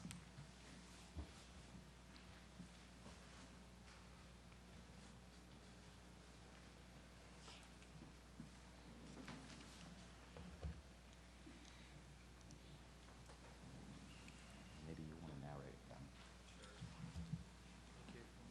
Yes, this will be the view coming from 192, sort of as you drive in the entrance, looking at the, it'd be the southeast corner of the building.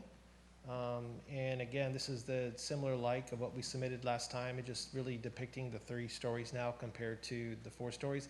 The color really is not being done justice here. It's a little more colorful, not so gray tony, but maybe it's the projector. If we can proceed to the next one. Again, this is the backside view, I believe. Yes, this is the backside view against the residences. As the planning director mentioned, the zoning itself has criteria depending on what your adjacent uses are, and we plan to conform with all the highway business setbacks. In addition, we plan on adding a wall, as we showed in the exhibits that were shown on December 10th. So we actually exceed what's in the HB zoning. Next So slide. are those intended to be offices on the backside of the building? What No, are the this windows? It's just like, those are all storage areas, so it's just to make it look a little more, a little more like an office building, but that's not the intention. This is all storage facility inside. We're trying to make the architecture look a little more appealing. Mayor, Yes. is it, so at night, is that gonna be lit? I mean, I'm thinking about the person behind it, and, well, a bunch of people behind it, actually, but is it necessary, I guess? I guess the question is gonna be raised here. We didn't, I'm not sure, Jeff, but we don't, I mean, the architect would mention, but I'm sure there is some lighting, like normal building lighting that you'd have. Again, but at nighttime, I'm sure it's decreased. See, I'm thinking like if you are the single-family home behind this building, and you have kids playing in the backyard, or you have I don't know if they have a swimming pool or whatever back there, but you would feel like they're looking down into your space. If it's the backside of the building, does it need windows? I mean, I'm just asking council what your thoughts are. I know like we built a building in St. Cloud on the grid, and it's a multi-story building that we kind of shoehorned in next to residential, and I know the people next to it have a pool, and they feel like they can't really go in their pool because everybody's looking down into their, they've put these crazy things up like to try to screen their pool screen so you can't see in. I think if this was an office building, you'd probably be a little more concerned because it would be occupied a lot of the time in looking in, but because it is storage and facility, people are in and out. They're not lingering in the building to kind of walk around. So, and again, whether it was a different use, whether it was an office building or something else, it would still comply with HB zone. I mean, it's kind of interesting, but actually our abutting property is multifamily, and then the residences are beyond that. But the goal was to be, the screen as well as possible, as well as add the wall, and also exceed setbacks that were in the HP zone. And this is kind of the look from Big Sky. And this is the view. That's the rear of the property. Yeah, this is the rear, correct. So this is the rear of the property. Oh, so it doesn't have the windows? No, correct. Oh, okay. There you go. Case closed. Problem solved.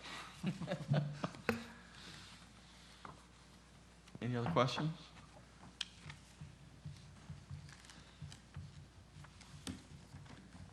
Are we done? Thank you, sir. Thank you. Would anyone in the audience like to comment on items 1, 2, or 3?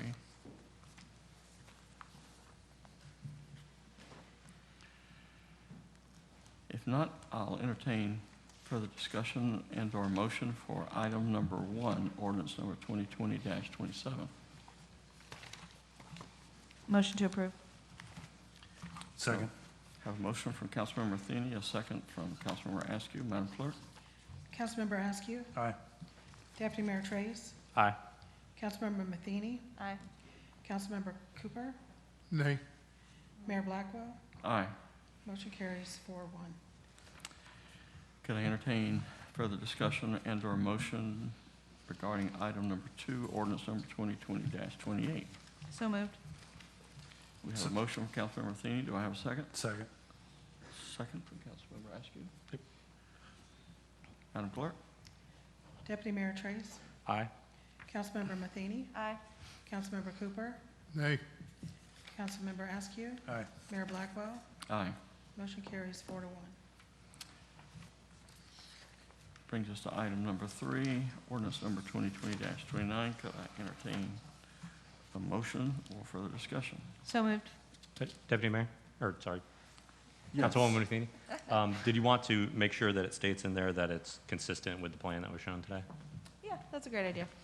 I'll make a motion consistent with the plan that was shown, in substantial conformance with the plan that was presented to us tonight. Second. We have a motion from Councilmember Matheny, a second Councilmember Trace, and with the provisions that they've just stated. Are we satisfied? Madam Clerk, will you Councilmember call the Matheny? roll? Aye. Councilmember Cooper, Nay. Councilmember Askew, Aye. Deputy Mayor Trace, Aye. Mayor Blackwell. Aye. Motion carries 4-1. Brings us to item number 4, Madam Clerk. Final public hearing for ordinance number 2020-34, an ordinance of the City Council of the City of St. Cloud, Florida, rezoning a 10.23 plus minus acres identified preserve as lakeside for PUD plan unit development to R1B single family dwelling, compatible with low density residential future land use designation located north of East 10th Street, east of Whistler Court, providing for entering the designation of the official zoning map, filing the Planning Commission's recommendations, proof of publication, severability, conflicts, severability, and effective date. Good evening, Andre Anderson, Community Development Director. This is the final public hearing for a zoning map amendment for approximately 10.23 acres of land that was known as the preserve at Lakeside. The existing zoning is planned unit development, and the proposed zoning is R1B, which is single-family dwelling, and the minimum lot width is 62.5 feet. The proposed plan is consistent with the growth management strategic goal, and DRC and staff at their meeting recommends approval of ordinance 2020-34, and the Planning Commission at their meeting in November 17th also recommended approval of ordinance 2020-34 based on the 16 findings within the Land Development Code, and asked that the City Council also approve this item, ordinance 2020-34, based on the 16 findings and recommendation from the Planning Commission. Happy to answer any questions. Is the applicant here? Any questions from Ms. Anderson at this point? Good evening. My name is Greg Crawford. I'm with Florida Engineering Group at 5127 South Orange Avenue, Suite 200 in Orlando, Florida, and here to answer any questions that you might have. Thank you. Would anyone in the audience like to speak to this item? Is James Arena, is he here or did he leave? He left. Would anyone else in the audience like to speak to this item? Oh, Mayor, I did speak to the gentleman. Okay. That's Good, no so you longer answered here, the yes. question. Mhm. Thank you. Do we have discussion and or motion by council? Mr. Mayor. Councilmember Cooper. Andre, can you tell me what kind of ballpark price point are they going to be selling these homes? I don't know, but the applicant is here and they may be able to Well, answer that question. Might as well ask him then. Mhm.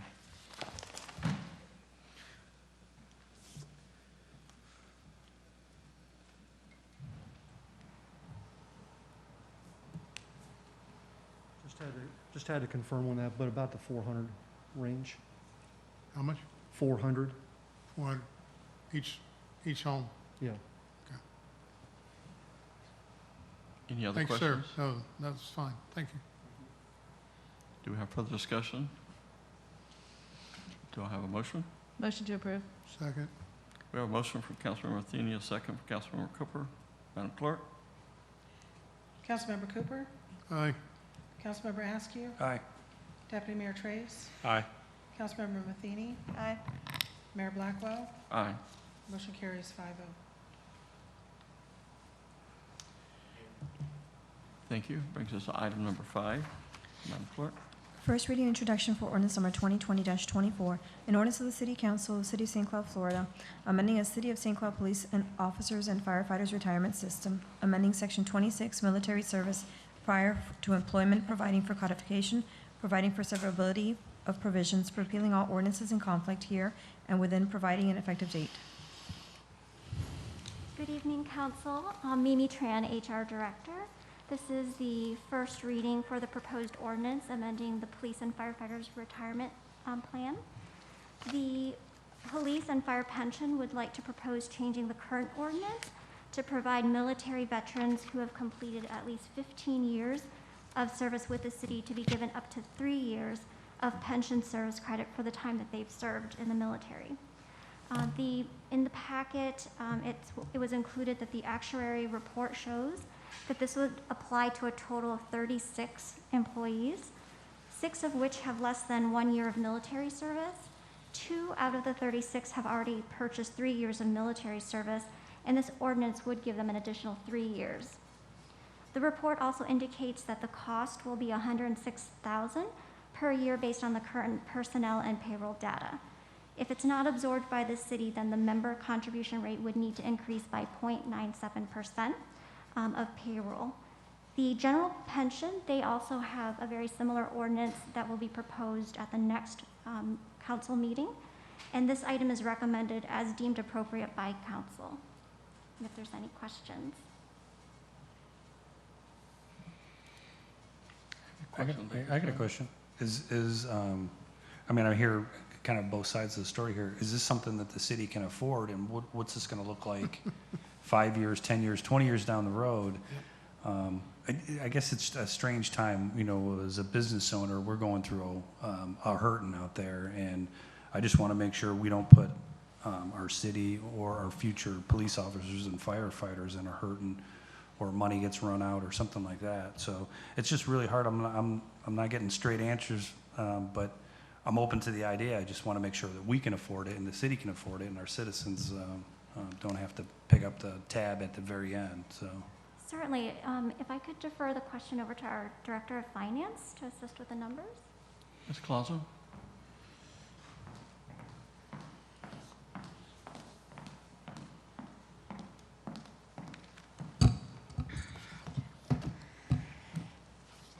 Take the mask off. Good evening, Wendy Colazzo, Finance Director. I'm going to lay down the facts of the financials referencing the CAFR dated September 30th, 2019. And the facts are as such. As of this date for the CAFR, the pensionable unfunded liability, meaning those that we cannot cover at that time of this report, is stated at $10.8 million. We are 83% funded, meaning if we were to true up the accounts right now in pension, we would not have coverage for $10.8 million.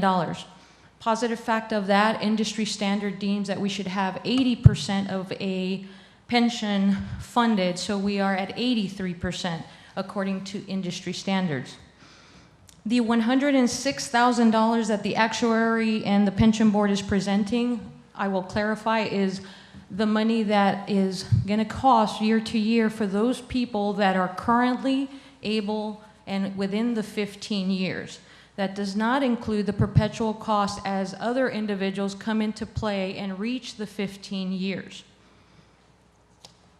To summarize the cost and answer some of the questions, a public safety employee right now averaging an average of the 5th highest year in high salary of $60,000, with a current year of service for 22.25 years at a 3.75 contribution, would have a total retirement benefit of 83.44. That would be equating to an annual pension benefit of $50,062.50.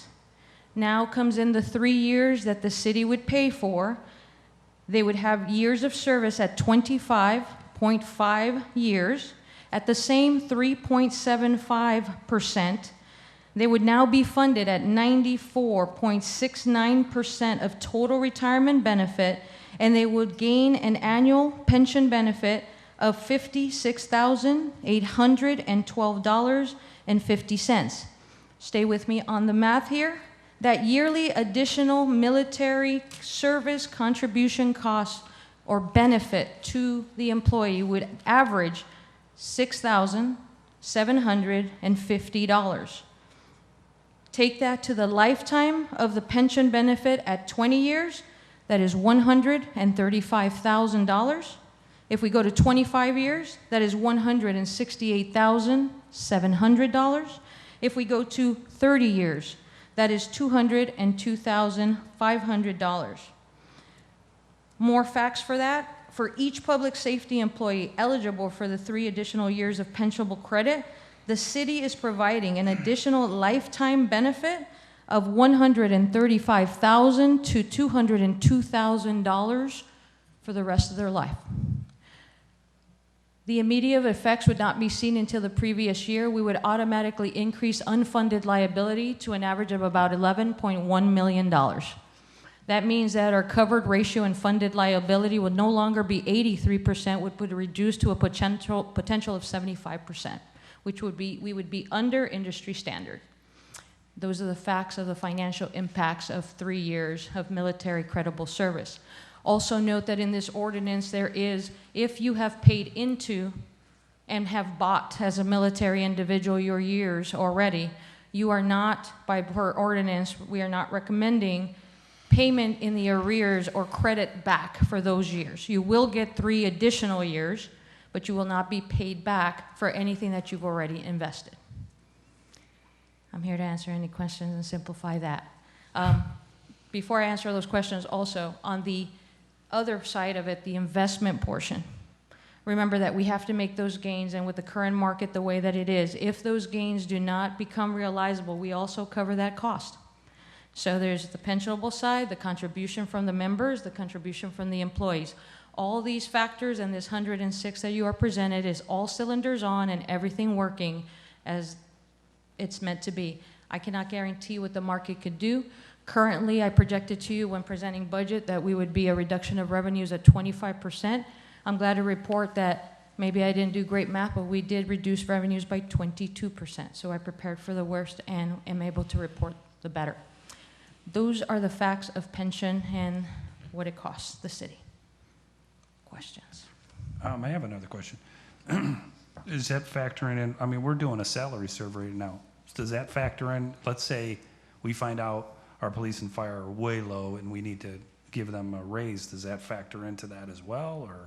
No, sir, that is not factoring any other additional raises, promotions, as well as COLA increases and or salary increases based on a salary adjustment through a study. This is where we stand right now in our current liabilities. The more we pay, as candidates become more expensive, our burden and payroll goes up. That means all burden goes up. What we pay for insurance, workers' comp, Social Security, FUTA, SUTA, all that magic. So right now where it stands, it's an increase of 0.97, but as we raise and pay more and our burden becomes more, the rest of our burden increases too. That's the delta. Any other questions? No. Mr. Mayor? Councilmember Cooper. Thank you.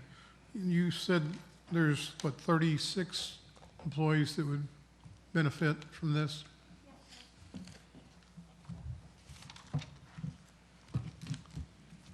I'm just kind of looking down the road, you know, next year, this COVID-19 stays where it's at, it's going to hurt everybody. And I just, you know, if they're going to get a raise, it's going to come up here pretty quickly. This is almost, we're advocating bite on top of ourselves. You're biting ourselves where we're hurting already. So, but will there keep growing? I mean, as far as it's 36 now, is there any other employees in that police and fire that did not ask to be in there? Or? I believe we have everyone accounted for, but as the city's growing and we grow in personnel, we really can't estimate how many military veterans we'll be hiring, but we obviously do promote for the hiring and attracting of veterans to our city. So once we open the floodgates, it could just keep coming. More of the, you know, retirees or veterans come in there, there could be more and more. I mean, this is not going to stop at $100,000, maybe this year, but the next year and next year, it's going to be exponentially, and it's going to keep growing. Well, our personnel numbers fluctuate, so it's the unknown.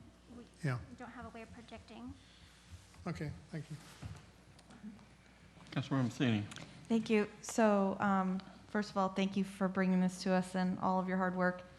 Ms. Colazo, I'm always so impressed with how, like, on top of the numbers you are. I was over here scrabbling down. But, you know, this is a tough item for me because, of course, it, like, tugs at your heartstrings, right? Like, I love veterans. I love police. I love fire. You know, I want to do everything that I can. You know, I guess there's a few challenges in this item for me. One being that we're not having a global conversation right now because in our next meeting, they're going to bring in the regular employees, which complicates the issue more. And we're not, you know, we're kind of talking in a silo here. One of the things I was wondering, and I've heard a couple different rumors or is there a goal? Is there a reason why we're pursuing this? Is there, you know, I've heard, you know, maybe it's going to help, you know, the thought is it would help with recruitment or it would help with, you know, was there a reason this item was brought forward? You know, is there a goal that we're hoping that this? They just asked for money. Part of our strategic goal is to attract and retain personnel, so it is part of our strategic goal. So I guess my thought process is, do we have any studies or anecdotal evidence that shows by doing this we would actually attract more people? Or is it just an idea? I'm just wondering, you know, we have a limited budget, of course, we all know that, it's every year. You know, this year there's the extra complication of COVID. You know, we also have to think about the regular employees, and then, you know, is this the best expenditure of $100,000 for attracting and retaining? Is there a different lever we should pull or push? You know, the other question I asked, and they weren't aware of the answer, and I don't know if you two know, but this was voted on by the pension board. Do you know what the vote was? You know, and how many members there are? I know we do have the chairman here, so I'm not sure if I can call and defer this to Claude to answer for us.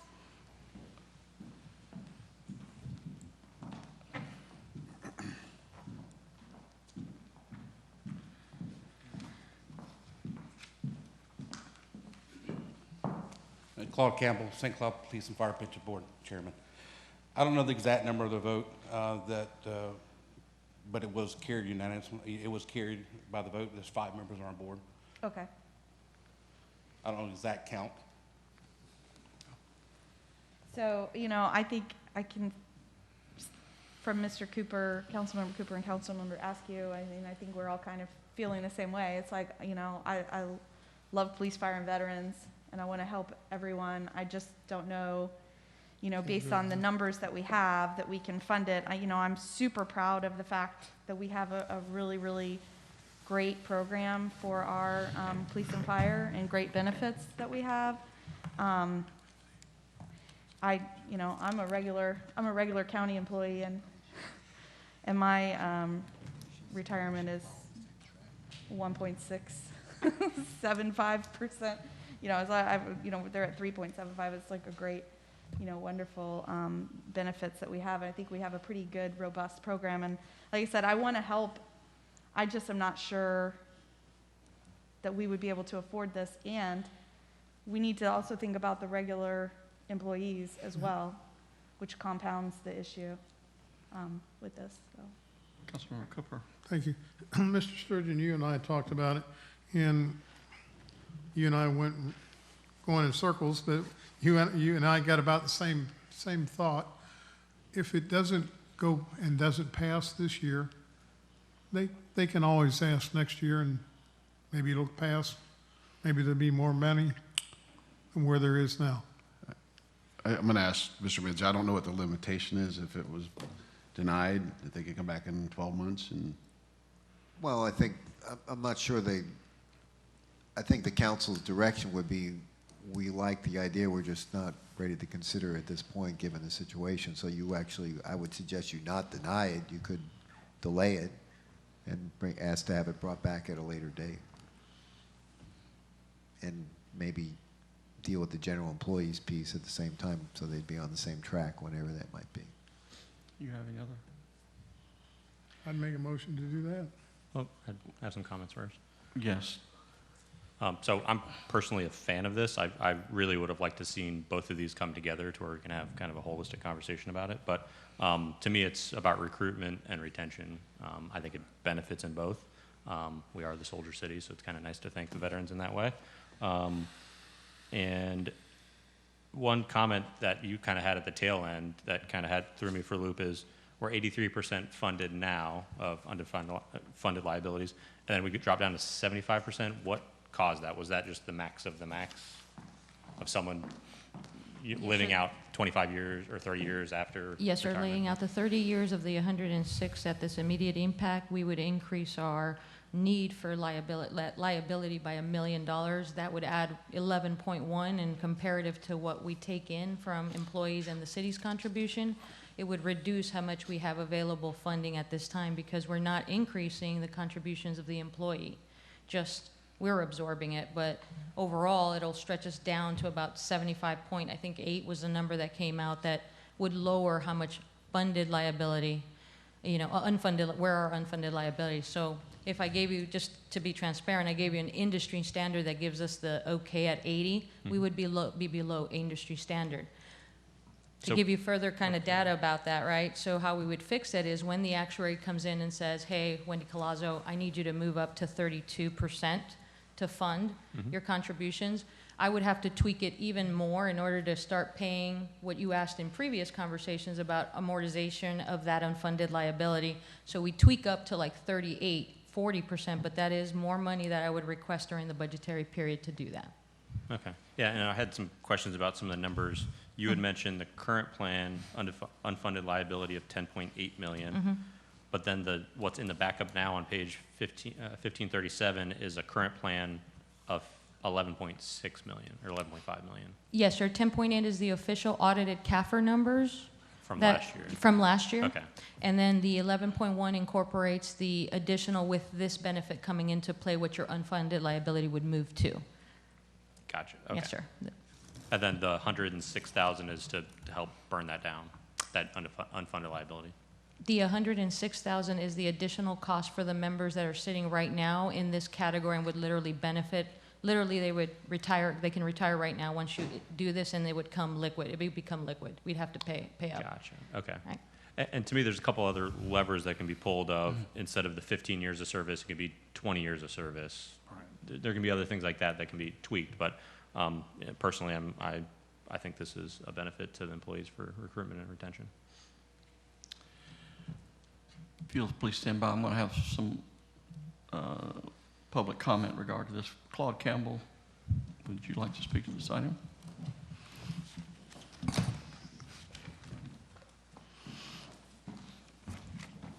Claude Campbell, Police and Fire Pension. I'm not here to argue with Wendy. Wendy does put out the good numbers. But the fact is that right now, the current plan, the city is paying 31.82% to make our plan whole. There's $3.4 million. With the military benefit, the city will be paying 32.79%, 3.5 million, almost 3.6. That's less than 1% more for the year, just for the police and fire just for the police and fire. And Mr. Trace Deputy Mayor Trace talked about the general plan coming together. We're two separate boards. We have two separate board members, or two separate plans, and two separate funds. We started this back in 2018, and we brought it to you in August. And y'all earmarked the $200,000 and placed it with the plan. Now, how many people does the general plan have? I have no clue how many people they have. I'm not in the general plan. But you're right, it's for the military veterans. I am a military veteran. I would benefit from this as well. and that's why this is really true to, dear to my heart for this. But it's for our military personnel. We're not getting raises at all. So support your military members. And, this is Soldier City. You're doing the rebranding of the city. And why not help us out? Why not benefit your military veterans? That's all I have to say, but I am available for more questions if you ask. Thank you. Thank you.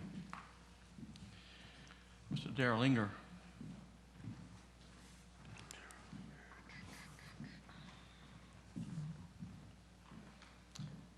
And I'm going to give you 3 extra minutes. Council. I'm yielding. I don't normally do that. I don't get. Yes, sir. Council, my name is Darrell Inger, St. Cloud, Florida. I am a pension board member.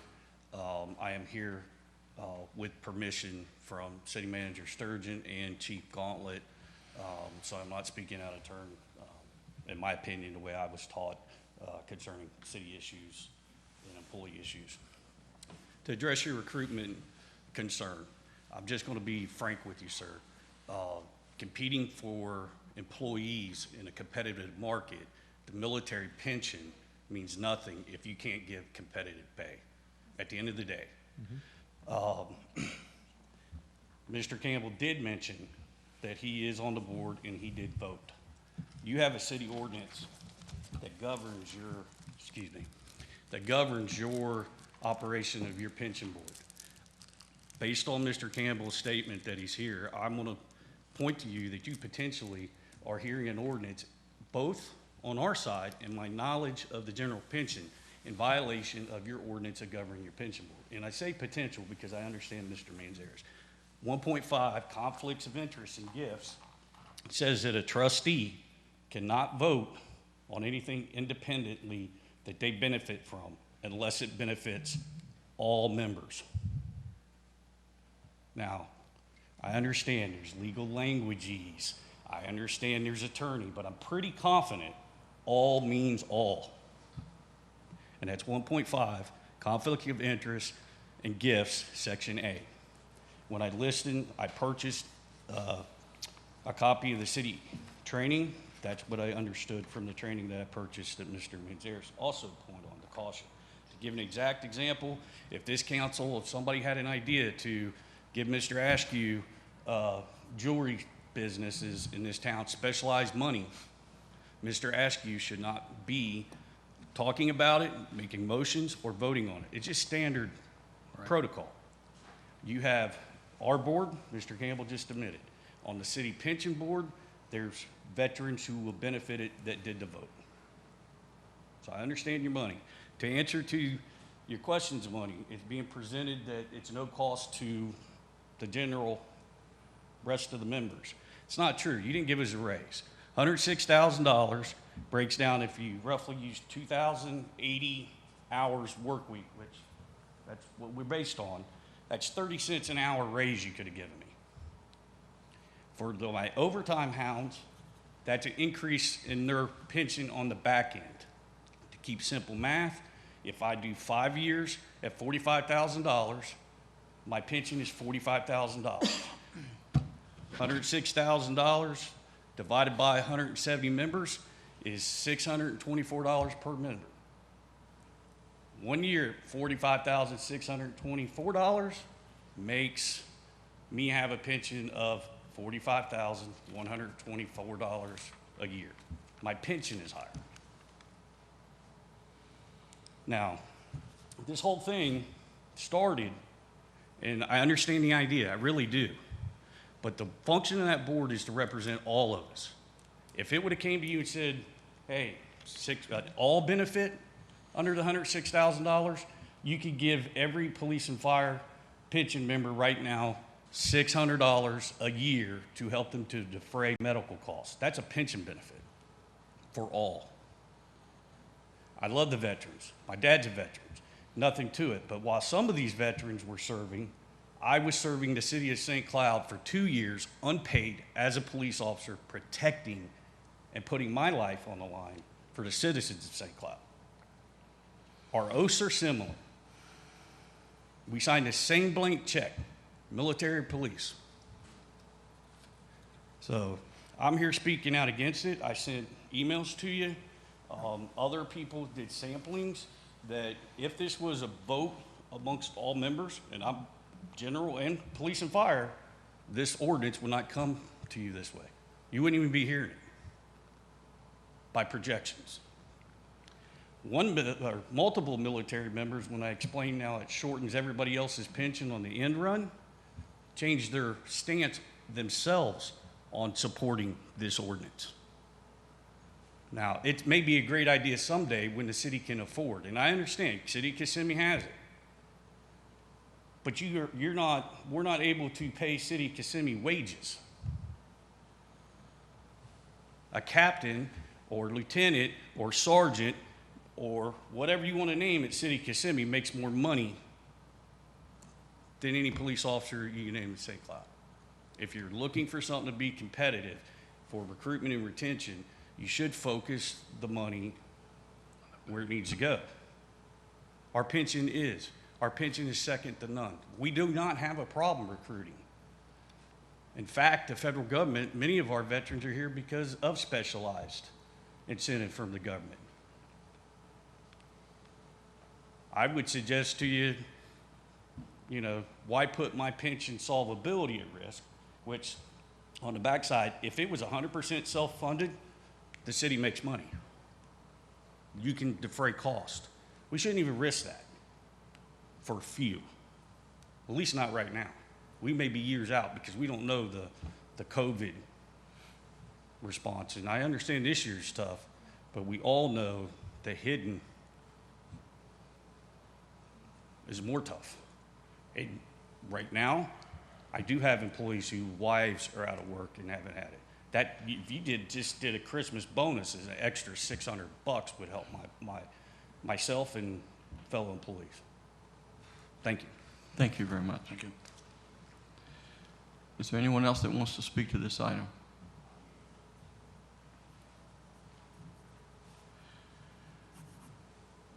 I'd like to speak. I have really struggled with this issue.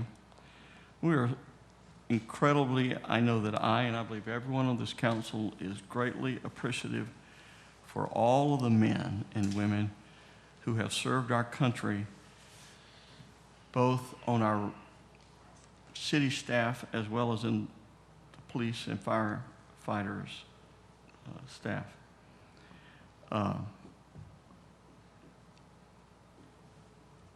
I believe this is one of the reasons that I'm told that our city does have a comparable pension plan to other cities, but I'm really concerned about making this particular addition. Due to the current and ongoing impact of COVID-19, our current revenue for our city is down about 25% right now. And I am not sure what kind of shortfall we're going to have for the rest of 2021. It also bothers me that, we had a staff present a budget to us that they felt the financial needs were of such a nature that we could not even give our staff this year a COLA raise. And my concern is that we need to be taking care of all of our staff, all of our police officers, all of our firefighters. The questions that I asked is, could approving this provision significantly impact significantly what we can do for all of our staff in budgets to come?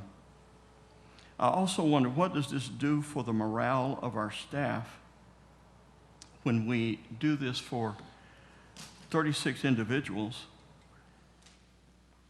but then standing right alongside of them in the fire and police department are other individuals that work 15 plus years, who have worked just as hard, taken the same risk, but yet they don't qualify for this bonus simply because they haven't served in the military. I believe we would like to give all of our staff and all of our police who have worked for our city 15 or more years significant bonuses and rewards. But I'm really struggling You know, I want to be generous, but I want to be generous to all of our staff and certainly to all of our police workers, safety workers, and our first responders.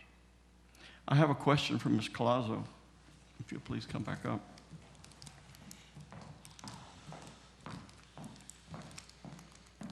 As the Chief Financial Administrator of our city, you're responsible for overseeing the financial stability and well-being of our city.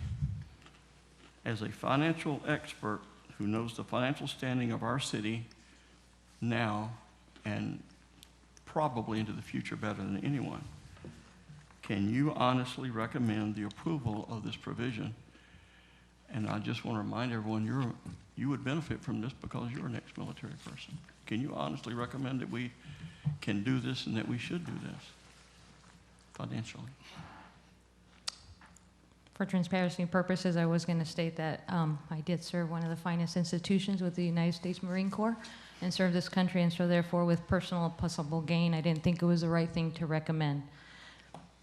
Financially saying I can't tell you the future, but I think that overall our responsibility as fiscal agents for the city is to leave it in a better place than we found it. Adding a unfunded liability that we're not sure how it's going to grow and is perpetual puts us in a position at some point that we can just leave something for the previous generation that is unfixable at this time. It just would get larger. You could put in other programs and maybe do a self-funded program, which will still give you cost up front. There's a lot of different options that I don't think it's my position to recommend at this point for you, but our fiduciary responsibility is to keep the deltas even and make sure that we exercise the contributions that both our employees make in the city's funds correctly. And I think that adding liability without having it covered doesn't complete that objective at this point. Thank you. Do we have any other questions or comments from the council at this point? I'll make a motion. I'll entertain a motion. I'll make a motion that we do not fund this item. We have a motion. Do I have a second?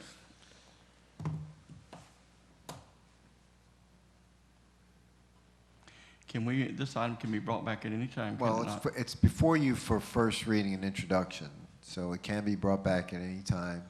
I'm assuming Mr. Cooper's motion is to essentially deny the first reading, and so That is it doesn't correct. move forward. So yes, so if you were to approve it, the denial of first reading, then it could come back at a later date, yes. Okay.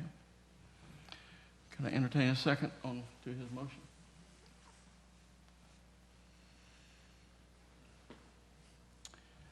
Well, I'll give it a second. I just don't think it's a wise investment at this time in light of our current financial needs and the need to take care of all of our staff. Madam Clerk, will you please call the roll? Councilmember Askew. Aye. Deputy Mayor Trace. Nay. Councilmember Matheny. Aye. Councilmember Cooper. Aye is for not doing it, right? Yes. Sustaining your motion. Aye. Thought it was. Mayor Blackwell. A reluctant aye. Motion carries 4-1. Mayor, Yes. may I be recognized? Yes, sir, Mr. Thank you. As you know, the next meeting, we'll be having the general employee, the same benefit. I'd like permission to just pull that off the agenda based on that vote. Yes. Are there any objections? Yes for me. I think that's wise. Thank you. Wow, okay.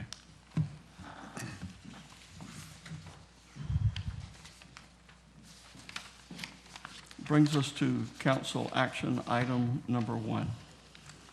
Discussion and possible action regarding the new city logo and tagline.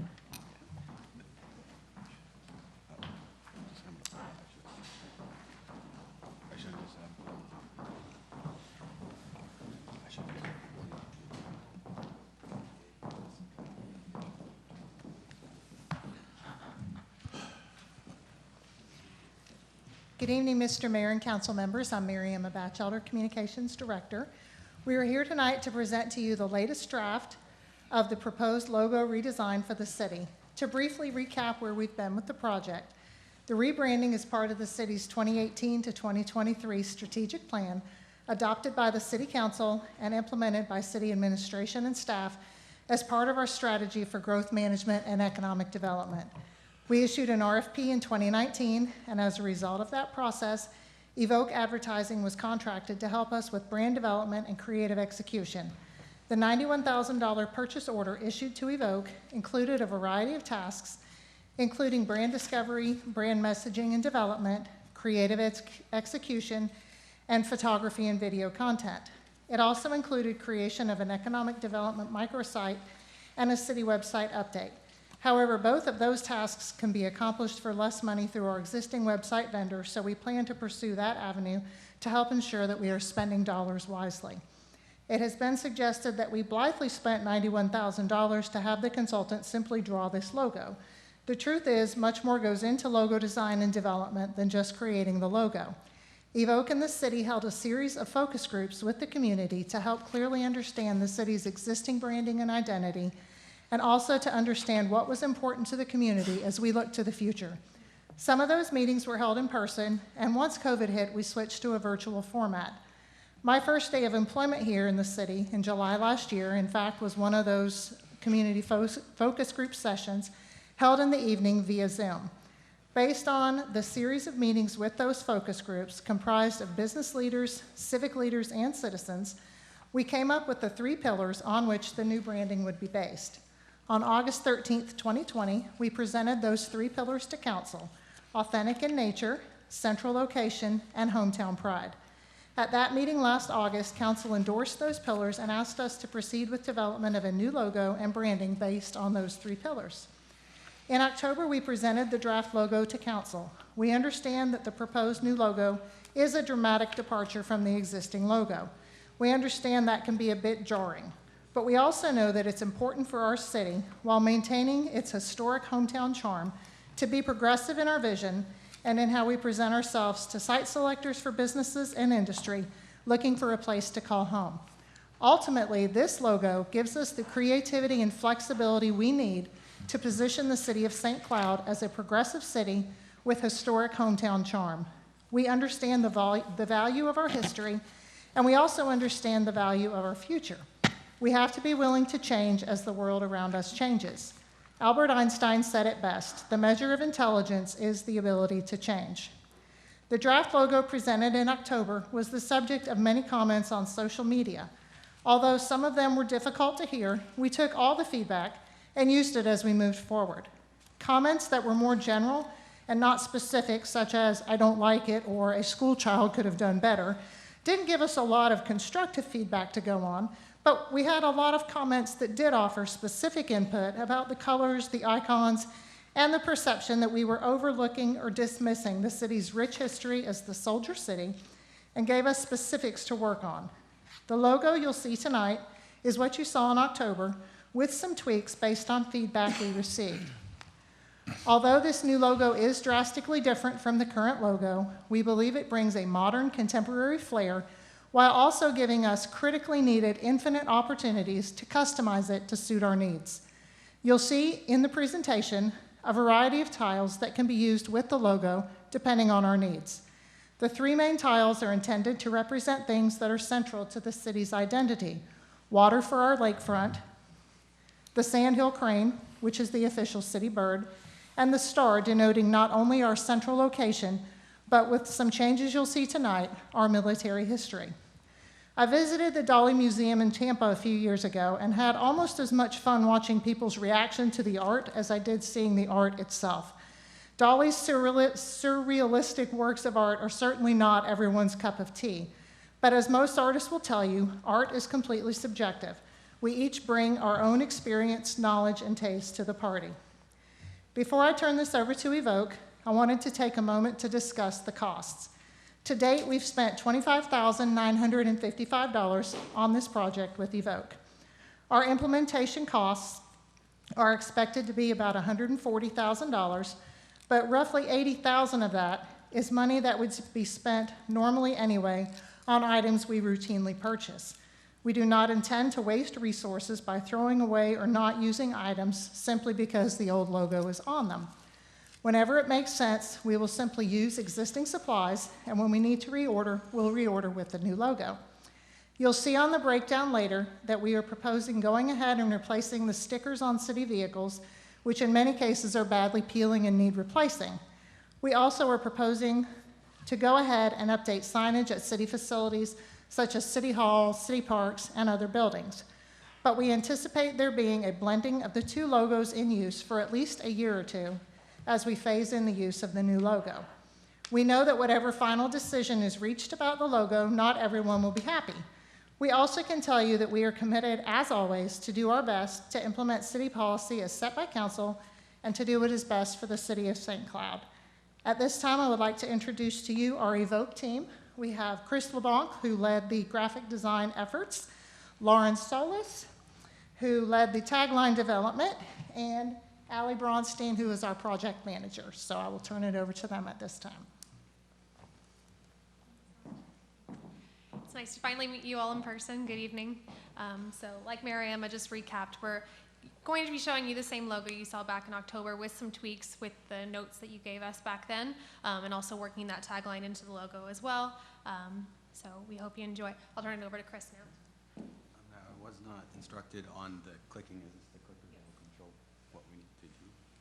Could you please just state your name again for the record, please? Hi, I'm Chris LeBlanc. I'm with Evoke Advertising, located in Lake Mary off of 4th Street. A lot of things have changed, like our location from where we were before to now. I have to commend Mary Emma. That was a very beautiful introduction and everything, and it seems like I'm kind of running cycle fiddle to that because she covered everything I would say. Branding's a very interesting thing, and I think now more than ever, the way that we shop, the way that we interact, the way that we travel has been dramatically changed from the time we first met till now. And as things move forward, I think we're going to see a resurgence in the way that people are wanting to travel and go out. So this is a perfect opportunity through the rebranding to reintroduce St. Cloud to a community. So when we go into branding, we talk about visual identity, and those 3 pillars in which we built, I think, have never been more in line with what we originally thought through our workshop, just hearing the people in your community so passionately speak about each item that they have, and that's hometown pride. As well as the centrality, we talk about the location of St. Cloud and how you are literally close to everything, but just far enough away where you have your own unique identity and unique offerings to the community.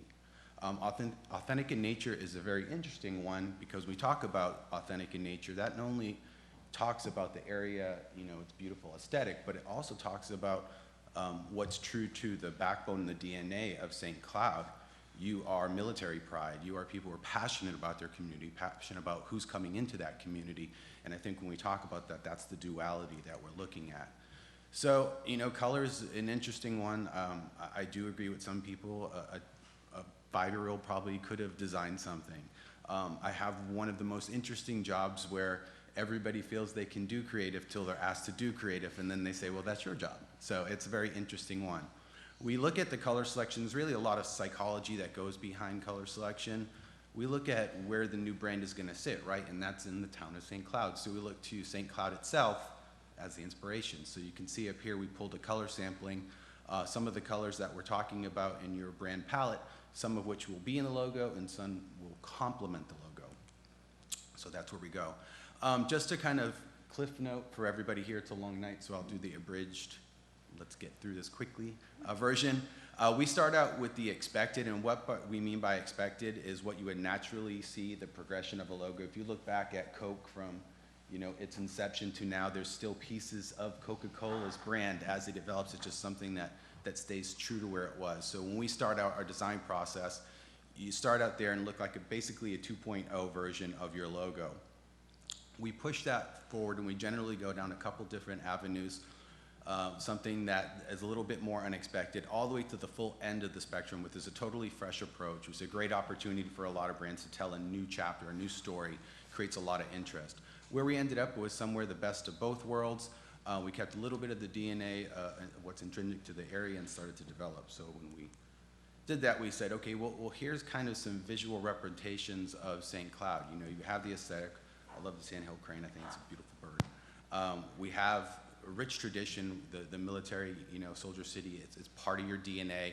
We also have a lot of local festivals and a lot of community-rich events. How do we distill this down to something that tells all that story? And we were given a presentation to watch, which is, the downfall of flag design, where everybody tries to put a little bit of something, and before you know it, you have this kind of toxic soup of imagery. So we really tried to take a look at this and find a way to distill it and be able to speak a little bit more open-ended. And as Mariam alluded to, we came up with these 3 icons, but this kind of lends itself to a bigger conversation, which I'll unpack. We took a mosaic-style branding approach. So we figured with this, we can relate the water, of course, that's surrounding your area, the sandhill crane that represents that nature, and then it got a little bit tricky, and this is where we went back. We wanted something that located that centrality icon, that's where we did the star, but it also could lend itself to military pride, and we kind of went through that a little bit, and where we ended up was this kind of concoction of pulling different elements together. Not to bore anybody with font selection, we wanted something that wasn't so stiff and ornate or an older school font that kind of dated the destination, but we wanted something that reflected a professionalism, but also the relaxed nature of this community.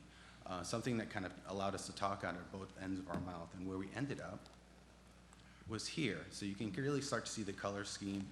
It is a custom-built font. The iconography, when we get into the mosaic branding, these 3 icons become pivotal in how we're going to express the brand in its entirety. So here's just an execution with the colors and the brand, how it look in black and white. We start going into kind of where we needed to get our assignment from before, just to quickly touch into it. We did explore some different icons for that last icon, which is the star. We wanted to give it more of a military flair, so we tried an exploration. As you can see here, we also boosted the colors and changed them up a little bit. But on the top right, we have our star where we're at. I showed a couple different color variations because the council wanted to see how that worked, getting it a little bit brighter, making it a little bit more military. Just wanted to note, the colors are more correct on this screen than they are that one. Yeah, I think anybody can relate to a projection on a monitor. It's a little bit harder to see the full vibrancy. But anyway, the icon exploration, you see we started out, we went extremely military at the bottom with a chevron pattern in the star.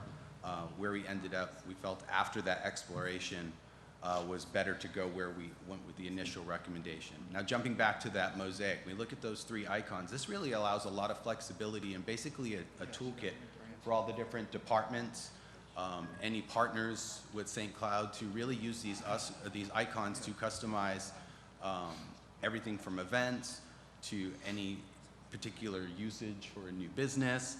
And we really start to see it take place as these icons then become, pivotal to wayfinding signage. You can see how it works within, billboard branding or the lakefront park. It really gives a lot of versatility to St. Cloud to use it, because we all know you can't be all things to all people, and the uses have to really allow much more function. So we really tried to give you a robust toolkit that would allow you to work with all the different departments and all the different functions that this brand would need.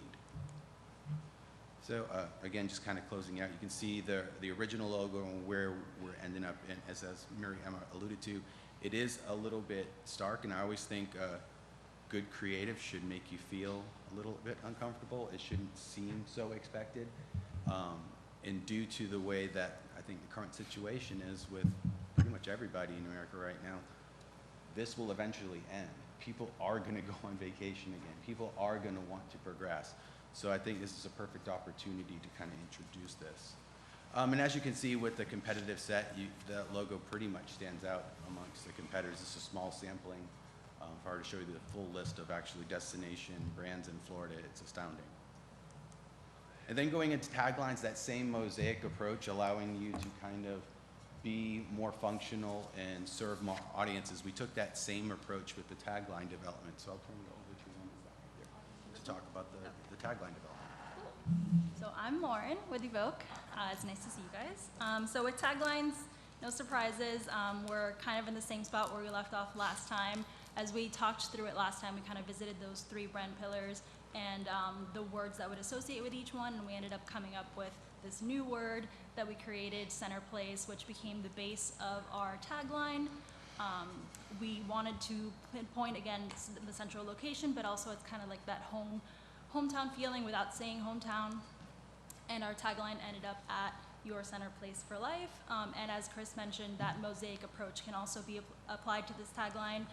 It can be used in different ways depending on the application. So it can be Your Center Place for Life if we're using it in a more general setting.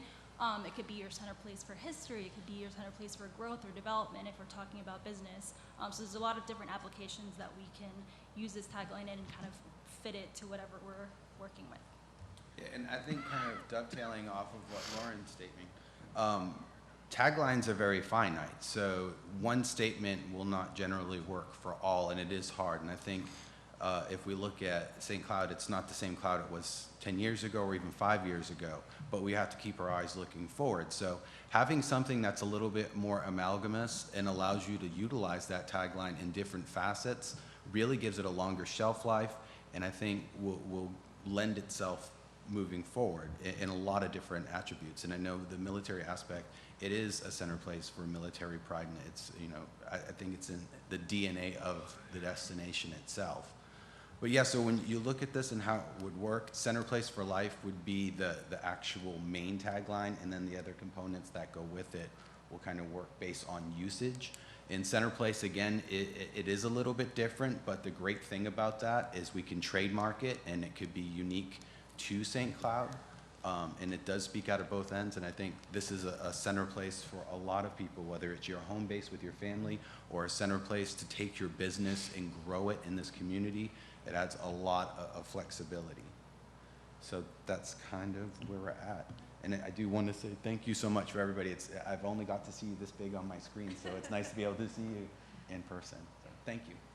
And just to talk quickly about next steps. So next steps would be to develop a full brand guide with the usage of this logo and how it would be used in print and advertising, and then also a stationery package. And then after all of that's done, we can move to actually making new creative for the city.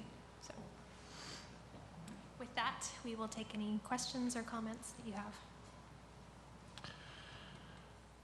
First of all, I'd like to allow Mr. Dirk Webb, if you will, please come forward, and he's requested to speak, and then we'll have questions and discussion by council.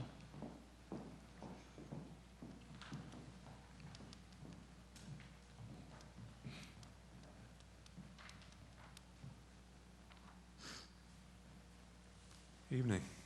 Dirk Webb, President and CEO, St. Cloud Chamber of Commerce. The current economic development playing field has become more competitive than ever before. In years past, it was my corner store against your corner store, and the neighborhood consumer benefited from that competition. Today, it's not only my business against your business, but my business against the neighboring community, the next county, the next state, and now competition is global. To complicate matters, my business now competes against your online store, wherever you might be. The City of St. Cloud and the Chamber of Commerce are solid partners in our effort to raise awareness for our community as we compete to bring not only domestic, but international business to our area. Marketing for the city is no different than marketing for your own business. How do I get my message out there? More importantly, how am I able to be heard above the noise? For St. Cloud, it's vital to position ourselves to compete, to attract businesses and jobs, consumers and supply, which in turn will provide continued prosperity to our citizens with a more balanced residential business tax base. Mayor, council members, St. Cloud Chamber supports the city and applauds the city in its efforts to freshen its brand in the most competitive of markets, worldwide business. Thank you. Thank you. Thank you very much. Does anyone else like to speak to this item? If not, now we'll have discussion by council. Questions? Go ahead, Ms. Matheny. Councilmember Matheny. I know y'all are shocked. So, okay, so I unfortunately did not get this graphic until the meeting had started today. asked for it in my agenda review and I never got it, and asked again and I got it. So I haven't really seen it till right now. You know, I'm glad to see that they changed. That was one of my comments, that I thought it was too, no one was really going to get like that, the military vibe off of the previous version, you know, so I'm thankful that they did incorporate that. If you guys could come back up for your slideshow and go back to the graphic where you had 4 different versions of the last icon. Yes, ma'am. And I'm not a military person, so I'm going to have to defer to all military people. Mr. Cooper, maybe. I can tell you. I personally prefer the third one down. I'm getting there, I promise. Is that the star and chevrons? Yeah, we'll see. And I just want to make sure, like, is that a universal kind of symbol that the Marines, the Army, the Navy, everybody would, or, you know, yeah, the third one down, I personally prefer. I think that is like military. The star, no one's really going to get military out of that. I'm glad y'all turned it green Looks like in Army. this version, but I really like the third one down. I just want to make sure that and Mr. Cooper can answer that. Does that speak to all branches of military? Sort of, kind of does. Yes, it does. But this is more into modern Army, Navy, and Marines, whatever. If you want historic Soldier City, then put something that started in the Soldier City. A musket in their hand, or what we used to have 20 years ago, the old logo, City of St. Cloud. It was musket, and you had a cannonball, and they shot a musket. That was the historic, if you want to bring it into what you want to be doing. You should have had either a musket rifle, or then they're either going to shooting with rolled around cannons that we're used to have 80, 100 years ago. Well, with and I understand what you're saying, like, people can tear everything down. It's hard to create it. It's easy to throw stones at it. It's, you know, I get that completely. You know, I from your stylization of the iconography, I mean, to me, like, the third one down, that says military. I think it gets everybody's attention with that. I don't like center place. I know, you know, we talked about that on the last time. Like, it's a made-up word, and like, for me personally, I just get hung up on it. Like, is that a word? What is that? What does that mean? You know, and I just feel like that 99% of the population will feel the same way. Like, that's not really a word. And I understand the thought process behind it, but for me, I mean, that's not something I care for. I'm one council member. As Mary Emma was giving her speech, she said something, and I was like, well, that's a cute tagline. Where did I write it? Historic hometown. I thought that was cute, you know, like, kind of speaking to we're an older community. We're not putting the 1911, well, this logo doesn't have 1911 in it like our old one did. And, you know, we are historic, and then we have the soldier. To me, the center place, I don't like it. I did ask the city manager today, last minute, so, you know, I know we've gotten a lot of feedback with the state of COVID and the impact to our budget. You know, should we be expending these dollars on a logo at this time? Of course, we all know when we started this endeavor, it was pre-COVID. So, which a lot of different projects that the counties and the cities and everybody did, we started a lot of things pre-COVID that we probably wouldn't have started now, you know, if we were funding it. But I was asking the question, seeing how we're going to get to the point where we have a logo eventually, instead of implementing it now, I was wondering if there was ever possibilities for grants or anything like that, like for economic development dollars, like, you know, could the city pursue a grant in the amount of $140,000 to help us implement the logo instead of spending the city dollars? You know, that was just a thought. I don't know if those exist, but it was just, maybe that was a way to kind of make the transition more palatable if we could find some grant dollars for that. But that's just my 2 cents. I would prefer a more obvious military symbol on there. And then, you know, I don't care for the tagline. One council member's thoughts. I think Mr. Trace kind of hit the head on the nail there. probably the last that we talked about this. Why not hold this off a little bit, get a grant or something, but use this $140,000 for employees' benefits that they sorely need money. Everybody does. And it's not all of every time you go to the grocery store, everything costs more money. And all these employees that are working here and they haven't had salary raises that not substantially.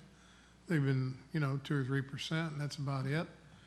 I'd rather see putting the money back into the kitty for the employees and seeing that done.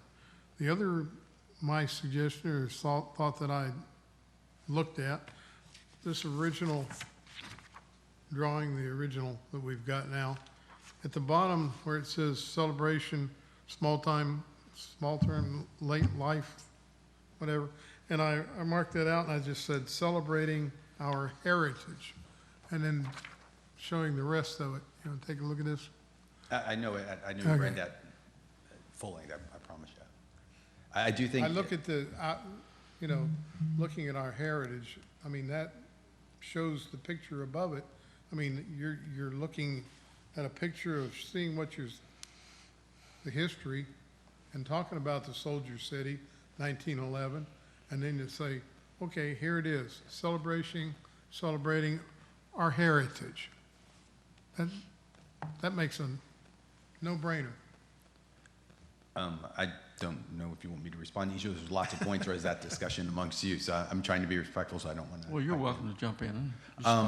Couple things, and all really great input, and I think there's a lot to unpack there.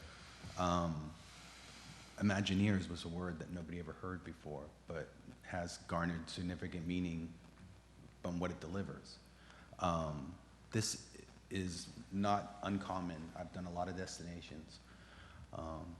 You're taking something that is embedded in the history of the city and reshaping it. It is uncomfortable. To unpack a couple other elements that you brought up, center place is a word that is different. Different isn't bad. Different could be our chance to define what that different is and own it. The centrality of St. Cloud is something that superbly cannot be overlooked. Whether it's proximity to Orlando, to the parks, to Lake Nona, you guys are core to what and how you can travel amongst that corridor.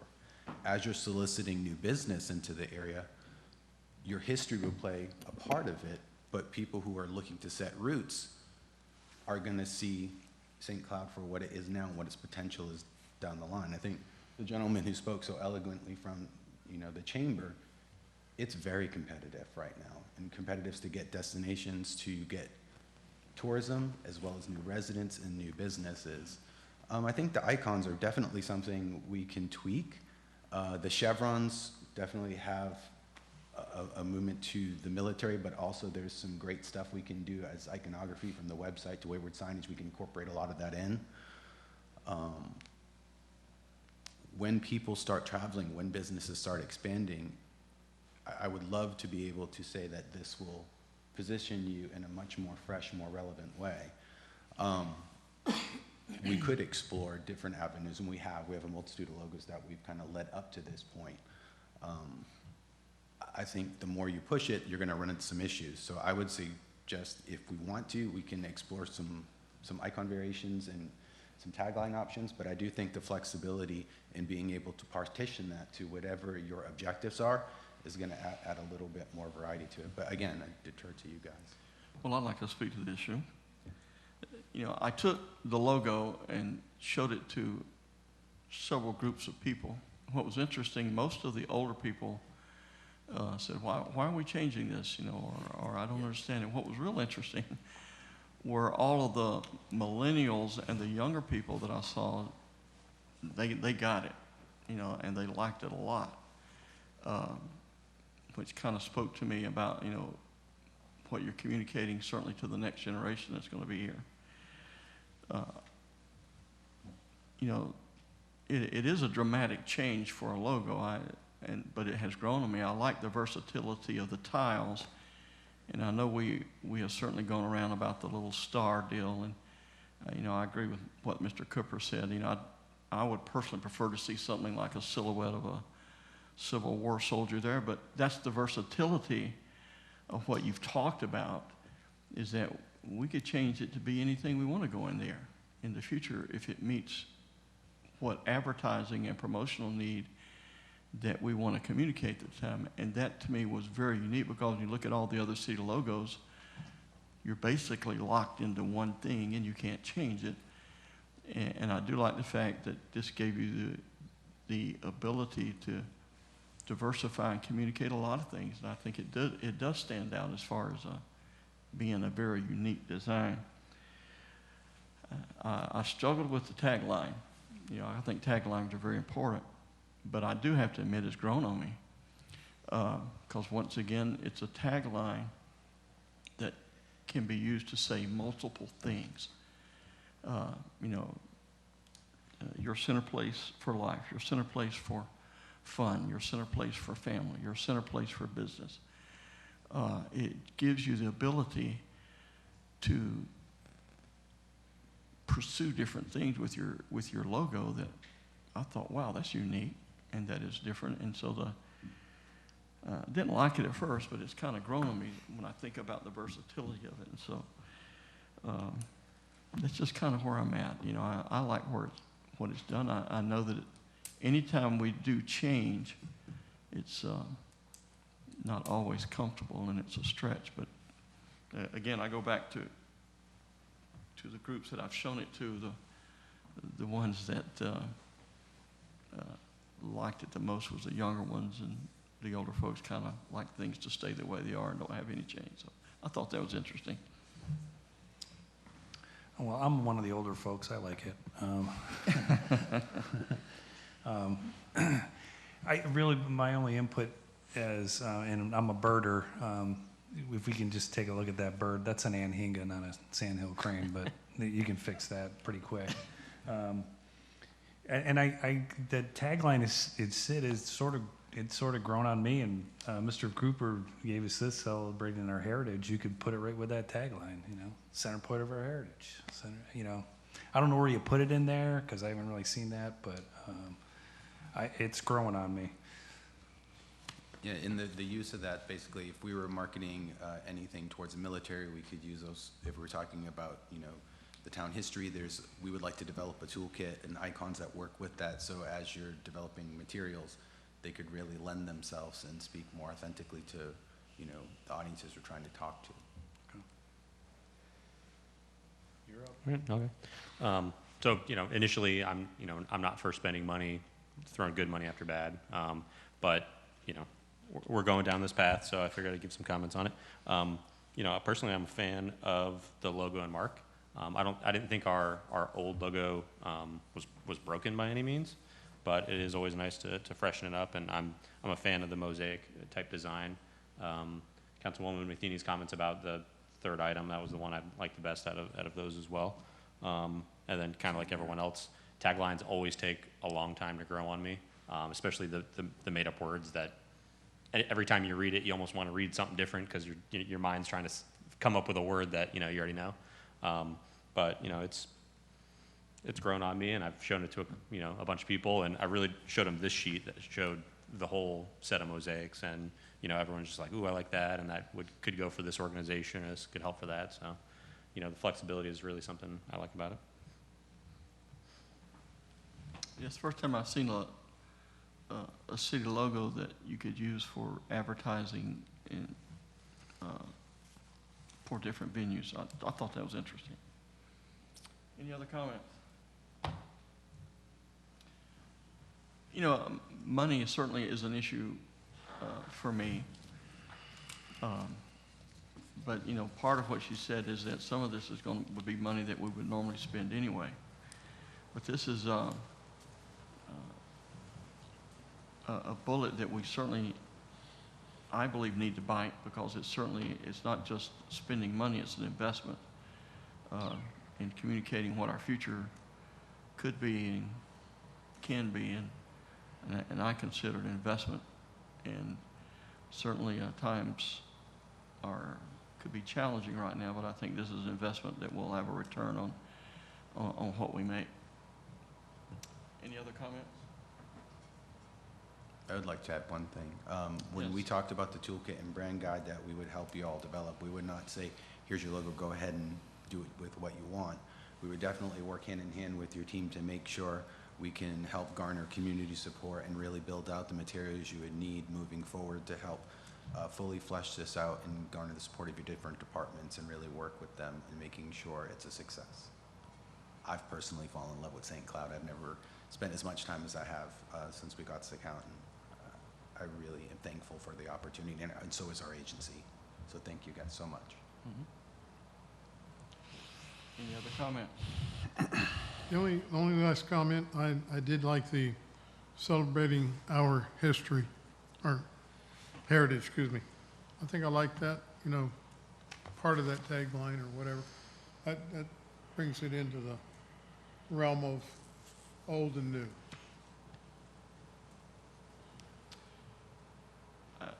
I'd like to ask our city manager, what's your opinion? You know, initially, I was really taken by the first one, but I do like the military, being a military person. The stripes do represent all branches of the military, and I added Space Force to that. They all have stripes, which is the rank structure of the enlisted soldiers and the airmen and sailors and space cadets, I think they're called. So, sorry. But I think that one really, but I also like the idea of the cannon somehow. I think I like that part of it too, but I don't know how you'd work that in there. That's his job. So, but the third one is the one I really like. It really makes me want to come to St. Cloud. If you took the star out of there and put the cannonball there, like we had 20 years ago. Good. The original City of St. Cloud logo 20 years ago. I just think it needs to be like easily recognizable. Like, I'm afraid if you put muskets in a cannonball and, people are gonna be like, what the heck is that? I'll agree with Councilmember Askew about the bird. Someone thought when I showed it to him, it was a river. Because it's really, that's not really what a crane, that's not really what a crane looks like. No. So, That could be. and they're like, I thought that was a river. And I was like, she was like, well, I was wondering where the rivers were around here. So she was confused by it too. So maybe a little tweakage of the bird. Yeah. And I did modify it after pictures, so I can definitely work on streamlining it to be more easily identifiable. Yeah, just remember that name Anhinga. You're gonna look at it and go, it looks just like an Anhinga. I'm gonna have to Google it. Well, are we ready to move forward with this?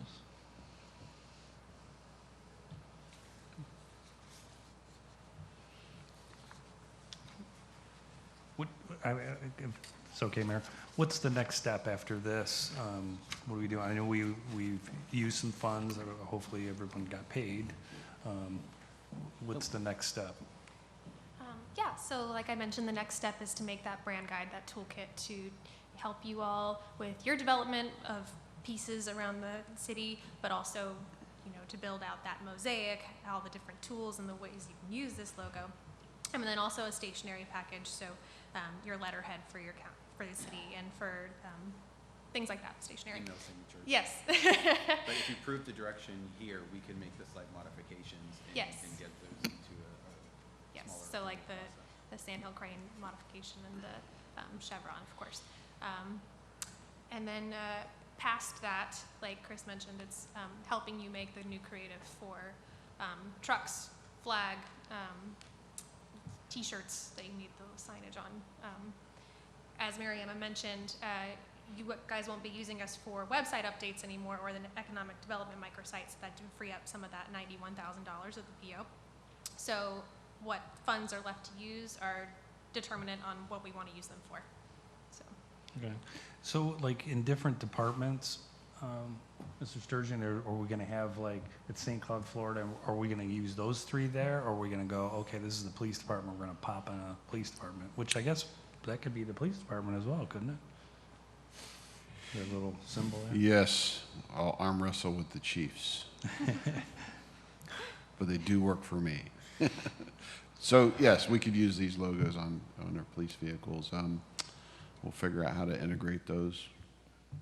Yeah, we'll work with you guys. Okay.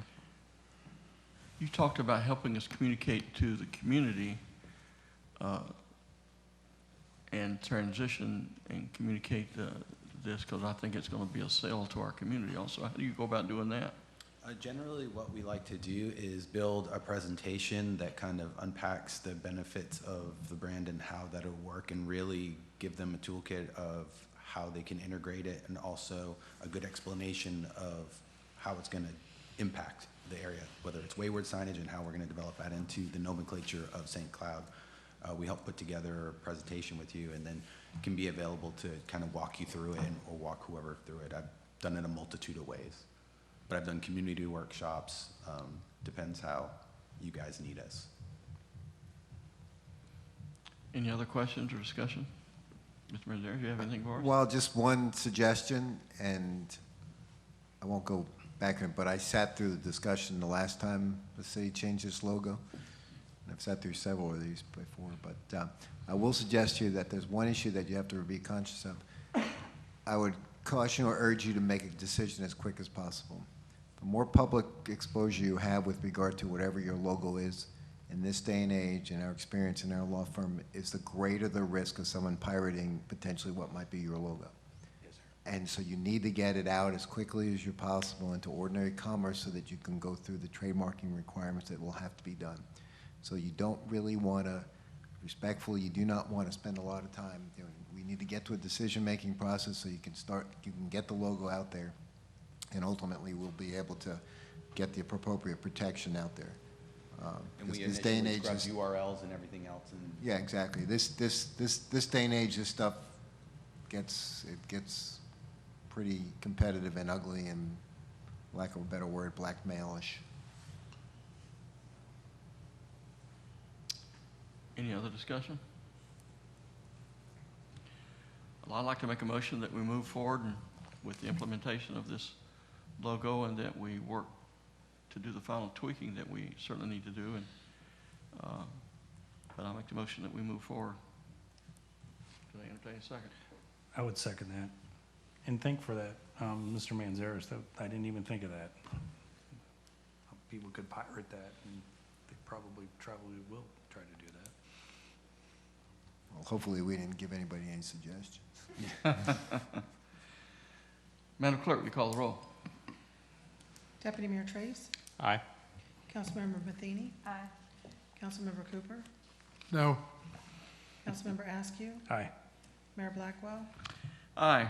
Motion carries 4-1. thank you so much for your time.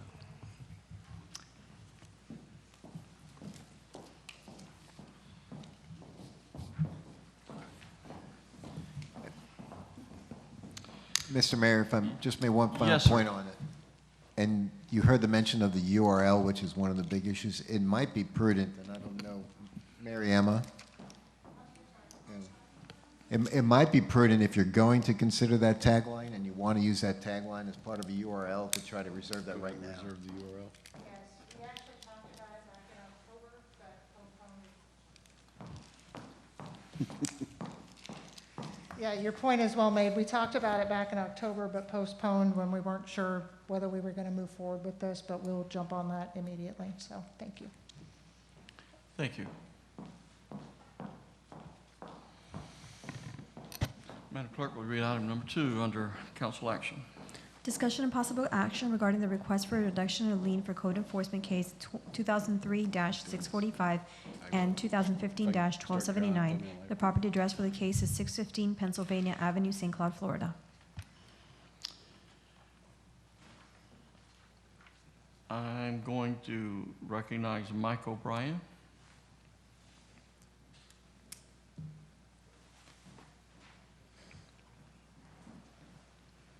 Please state your name and address for the record and state your case. Mike O'Brien, 615 Pennsylvania Avenue, St. Cloud, Florida. Upon trying to refinance my house, October, came across a lien from City of St. Cloud saying I owed this from something that happened in 2015 that I was not aware about. So that was sent a certified letter, never got it. I believe she still has it, never received it. So didn't know nothing about it till I tried to refinance my house. So no letter within the last 5 years saying, hey, you owe a fine. I don't understand why City of St. Cloud don't do that. I was told they don't do that from Melissa once a certified letter goes out. So not let a fine like that build up. All If right. I was known, I was being fined. Thank you. Just, we have any, I was just going to say in your package, the certified letter went out and it says it was returned to sender. So he did not receive it based on my investigation, and I'm recommending approval of this lien reduction okay, and settlement. do, Councilmember Matheny. Okay, if he never received the letter, then I mean, I don't think he should pay a fine. How would Well- you know? How would you know that you even had, if we don't have any documentation that he was ever notified? I'm just throwing that out to the group. And I actually own property near you, and so I know it's been cleaned up and nice since like 2018. So, because I know it's been still ticking, I was like, well, I know it's been like cleaned up and all that. But I mean, if we don't have proof that they were notified, I would say then I would recommend no fine. Councilmember Cooper. Being on the code enforcement board for 6 or 7 years, I know that when the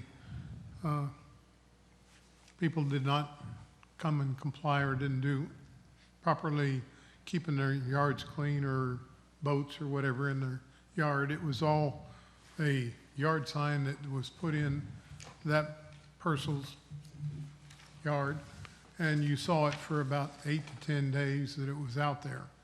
So, I mean, look around in your yards once in a while and you do see that they put the code enforcement when they're guilty and they got something wrong and they haven't mowed the yard, they put a yard sign out in your yard. Normally they do. I've seen that many That was on times. the other case, but I never got nothing on the, You're a different yes, buyer? yes. I got the one from 2017 that I was just aware of when I went, no, I'm sorry, 2003. That's in this one too. So I was told that one was taken care of, but there was still something, a couple $100 or whatever, but no letter, nothing. And that letter is also with the other letter that I never received either. But I just don't understand why in 17 years I don't get no letter saying that you're still being fined at this address. If you would like to take care of this, or I know all my bill collectors send me a bill if I'm late, but I have not received nothing from anybody after, I guess, this fine accumulated over days. And as she said, I agree with her. When I said the $1,200 in the statement, I thought maybe I did sign the letter and I forgot all about it, but until I found out that I never received the letter, I'm in the same thing. I don't know if y'all read the letter, but this year's been tough with work and everything, so. And you never saw a Whatever I can yard, do. you never saw a yard sign or anything? Not on that one. On the 2003, yes, I gave that yard sign back. The 2003 case. The 2015 case, no, not one. Is it the same problem? No, the one was for grass, and then the 2003 was for the grass, and 2015, my boat trailer was not registered. The boat was registered. We were trying to sell it at the time. We sold it in 2016, but it was in the backyard. Do we have any other discussion? Mayor, I'm with Ms. Matheny down there. I don't think there should be a fine at all. If he didn't get certified, and I would even, if there's no other, I would make a motion that. Well, Mr. Esker, if I may respectfully, before you do that, Right. because it's important for these sort of actions, the statute requires certified notice, and if certified notice is not received or signed for, and that's the problem with certified mailings, is that very often the respondents do not pick up certified mailings, they just do not do it. And as Mr. Cooper pointed out, the statute provides for posting 10 days prior to the notice of the hearing. These matters go in front of the special magistrate reviews the file, and determines that the posting has been done. An affidavit of posting is filed by the code enforcement officer. So I want to be caution the council about making a determination based on the fact that the respondents did not get notice of the action back in 2015 because the statute was complied with. And many cases in the code enforcement arena are proceeded like this because respondents do not pick up the certified mailing notices. And that's what the statute allows for. So there was good and valid notice in this case, otherwise it wouldn't have come this far. Okay, can I do the second part? Well, what's our cost into this? $1,200 is what the administrative cost.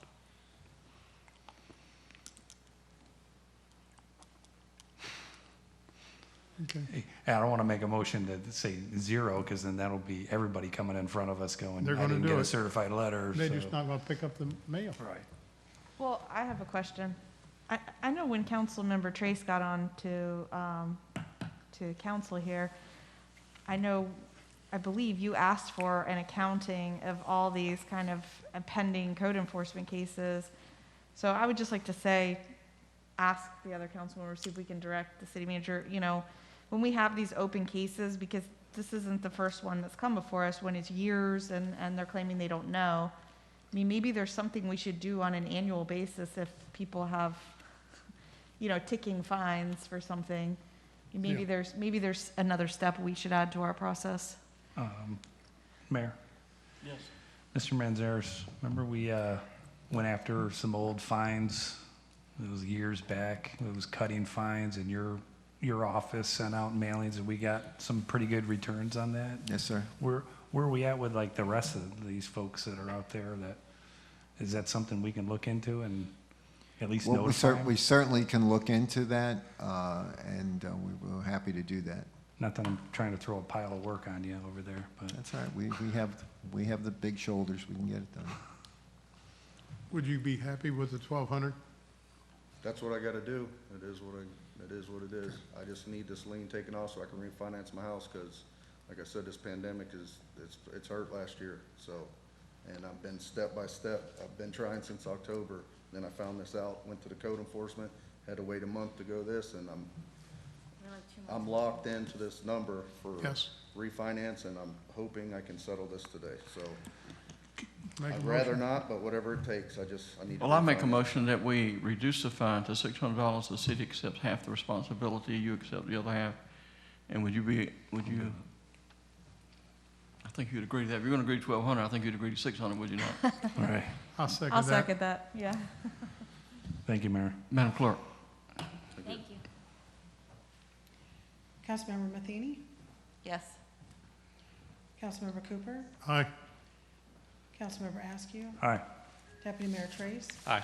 Mayor Blackwell? Aye. Motion carries 5-0.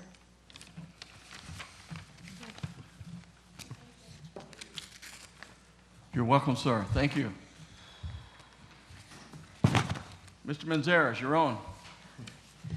Well, I have one quick item to report. As you all know, we have been trying to work with this name always gets me confused. The East St. Cloud Narcousie Civic Club with regard to transferring their portion of the cemetery that they've been operating now for so many years. We've been working on that to try to transfer that over through the good work of the mayor, the city manager, and Mrs. Holcamp.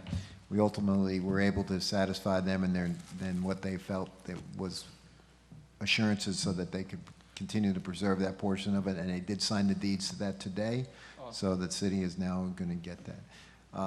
And along the same lines we were just talking about, I was looking for the number, I don't have the number, but the response to Mr. Askew's going, we did work on a foreclosure action related to a code enforcement lien that was about well over $20,000 in the city.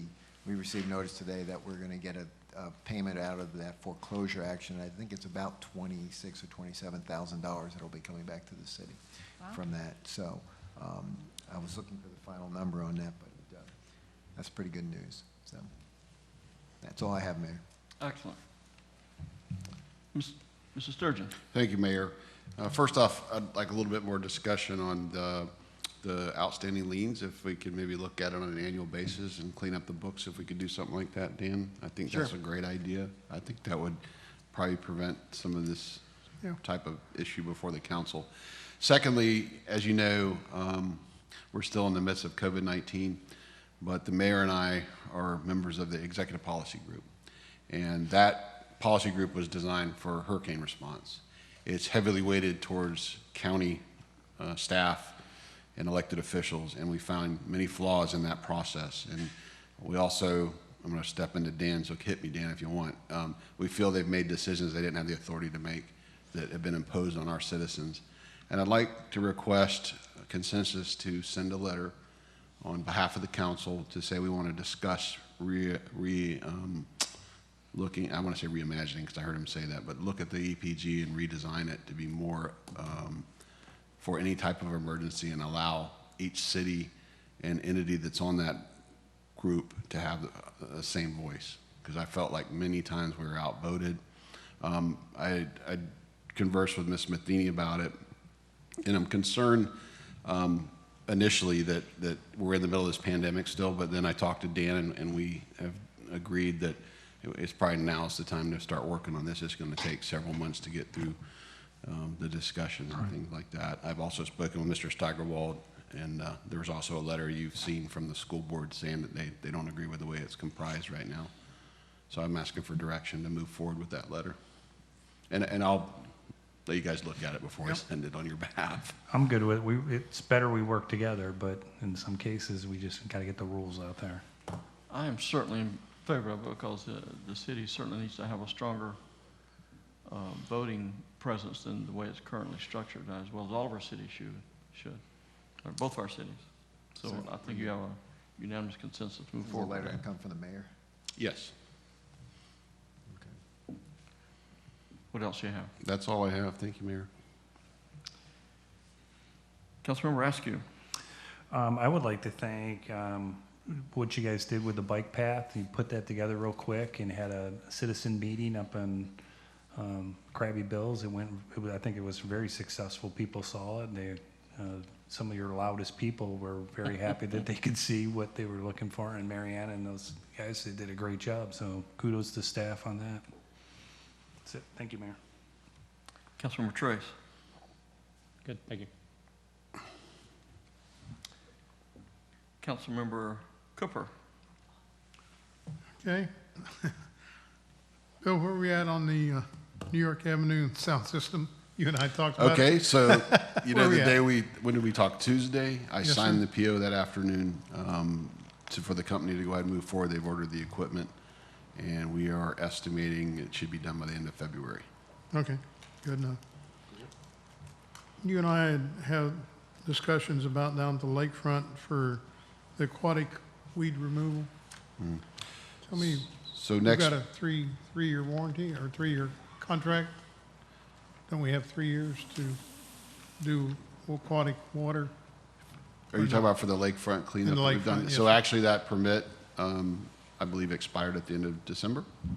On the 28th, I'll have FWC and our staff come in and present to the council what's been done down there we have drone footage, we have pictures to show what before and after looks like. I know Mr. Cooper has some other concerns, some areas that we may need to talk about and require additional budget money. So I wanted to bring that in front of council, show you what we've done, and find out from FWC what we can do moving forward. And that'll be the next meeting, you said? Yes, sir, the 28th. It was scheduled tonight, but the FWC manager couldn't make it. All right. Tell me what's, I guess, Mr. Manzares, what's going on in back of the new Walmart? When are we going to get that paved? The 5 lots or 3 lots that are still not paved back there in back of the new Walmart. I could take that too, Mr. Cooper. As you know, the council authorized to expense money to put in the utilities there behind the new Walmart. And the thing that's lacking is a driveway. Joyce Development had budgeted about $50,000 for that. It's actually $95,000. So on the 28th, I'll be bringing back another proposal to go ahead and spend another $45,000 to get that driveway paved so we can have those pad ready. I tried everything I could to not spend that $45,000. But I think it's a good investment to get those. Okay, are pad we gonna ready. have, and you're telling me it's not gonna have curb and gutter? That's correct. That's about Oh, man. 125,000, because it's not a road, it's a I driveway. understand that, but you're still gonna have, you're gonna have overgrown of weeds right along those roads. So I can offer this to the council. We do have the plans drawn for curbs, to street or road standards. That, we already have engineering plans for that, but again, it's an additional expense to the city. How much more? Leslie, do you know the number off the top of your head? 125, 130,000. I said those plans are drawn, we don't have to go back and. Let's see, Walmart, the new Walmart there, don't they have gutter and curbing there? In front and on the side? Yes. Of Walmart? Yes, Probably do. You are correct. Then why don't we, Because this area was designed as an internal drive. It's supposed to be part of the parking area for the commercial and retail structures that would ultimately build on those lots. So that was the design that was originally done for it. So I don't know, and I'm not a designer and I'm not a developer, but if the curbing was put in there, that may interfere with the cross access that was intended for the parking areas that would service those 4 lots. okay, but if you pave it and you don't put any guttering at all, curb, excuse me, why, you're overgrown of the weeds are gonna encroach onto that road, unless they're gonna have somebody that's gonna absolutely hedge it every month or so. Are they gonna do that, Bill, or is that each one of those lots are gonna have to maintain so overgrown weeds onto the road? The property owner would be responsible for that, but also as it develops, they could put those curbs in after that. Do what now? If they begin to develop the lots, they could put in the curbing then. Not at our expense. Yeah, it's not ours, I guess. Okay.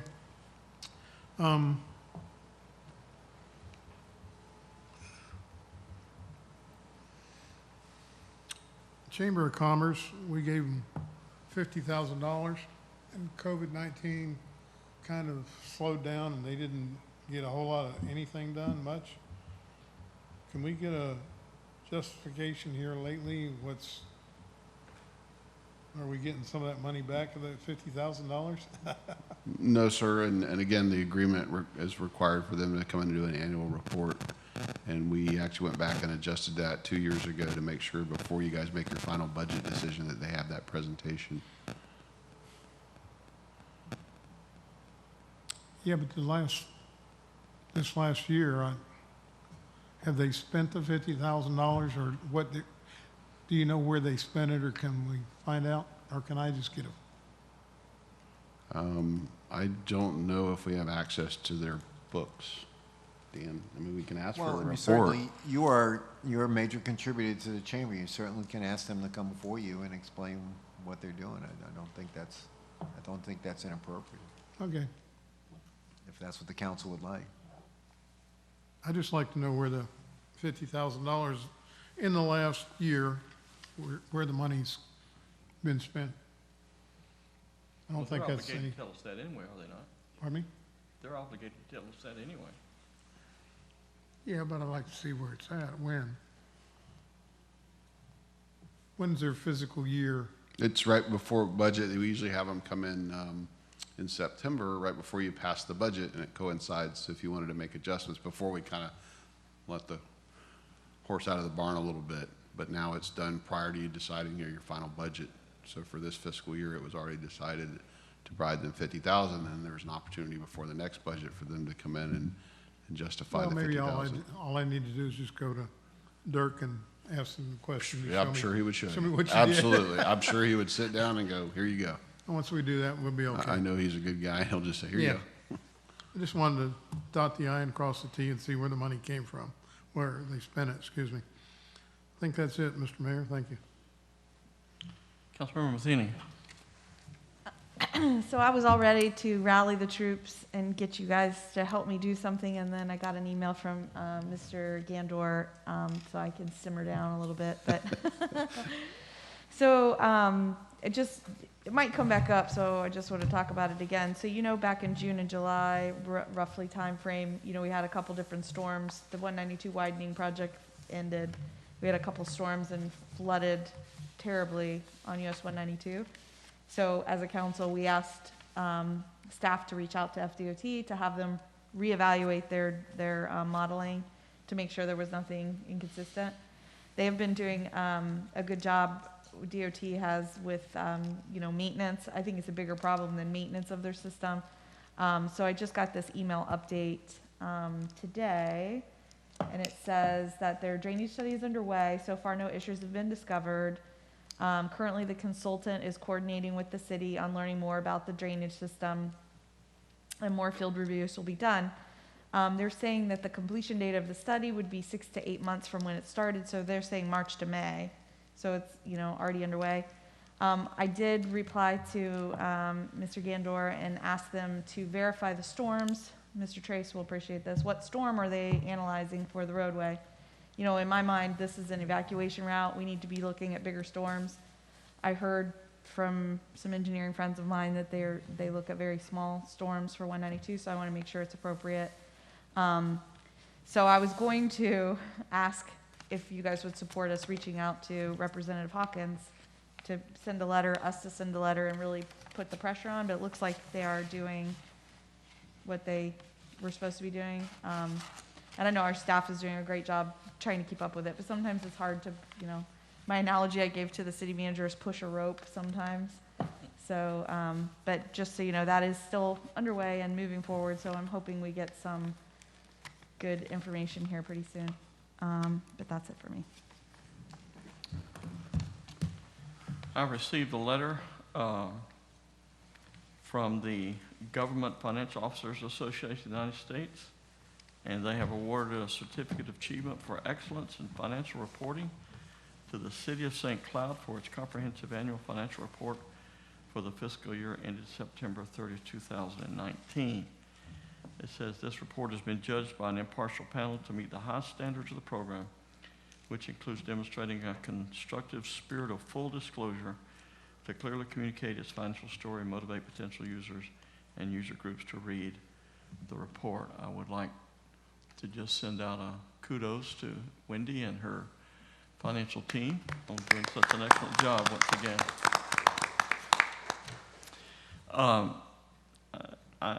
I would imagine most of you are getting calls. I'm getting a lot of calls about the availability of vaccines, when they're available, how to contact them. And, I keep saying, well, it's available here. Go to this website. We're advertising it, through our city website. And just to remind anybody that's out there listening, we know this is a challenge. We just ask for your patience, but I do ask that you monitor the website at osceola.floridahealth.gov, and it will keep you posted. And we're having to refer everyone to that because that's where appointments will ultimately be made. And we just want you to know that we understand your frustration, and we'll do our best to continue to communicate the availability of the vaccine, but it's a challenge right now. Hopefully it's going to continue to grow. Also received a notice from the Metro Plan Orlando, and they're looking for applicants who are interested in working on regional transportation solutions. And if somebody out there listening is complaining about all of our roads, and you've got a real interest there, and you could help and like to be a part of maybe at least applying for serving on the Community Advisory Committee. I think there's county open positions and city. Yep. So And they don't have to necessarily live in city limits. They can go online and apply. And just wanted you to know that's why just go to the Metro Plan, Orlando Metro Plan website. You can Google it and you can apply. I just wanted you to know that was available. I just want to, I know we took some grief tonight on code enforcement. That is one job I would not want to have. Wow, what a tough job that is, because nobody is happy when they show up. And of course, everybody has reasons why, they're wrong. And I just want to certainly commend them for their work and encourage, especially the ladies that I know that are doing that. And I know that in light of what we've talked about tonight, we're probably going to be getting some more complaints if they start really enforcing all the code violations that we've talked about tonight. But we need to make sure we stand behind code enforcement and we encourage them and support them and let them know that we have their back. And I'm just very grateful for all the incredibly hard work that they do. Thank you, Mayor. With that, I don't have anything else. I'd like to share with you our information section, report section, Monday, January the 18th. City offices will be closed for Martin Luther King Day. Thursday, January the 21st, City Council workshop will be here in the Community Center at 3 p.m. Thursday, January the 28th, there will be a City Council meeting at 6:30 p.m. also here in the Community Center. A warrant list number 3 report is available for your review. With that, there is no additional items, and we will be adjourned.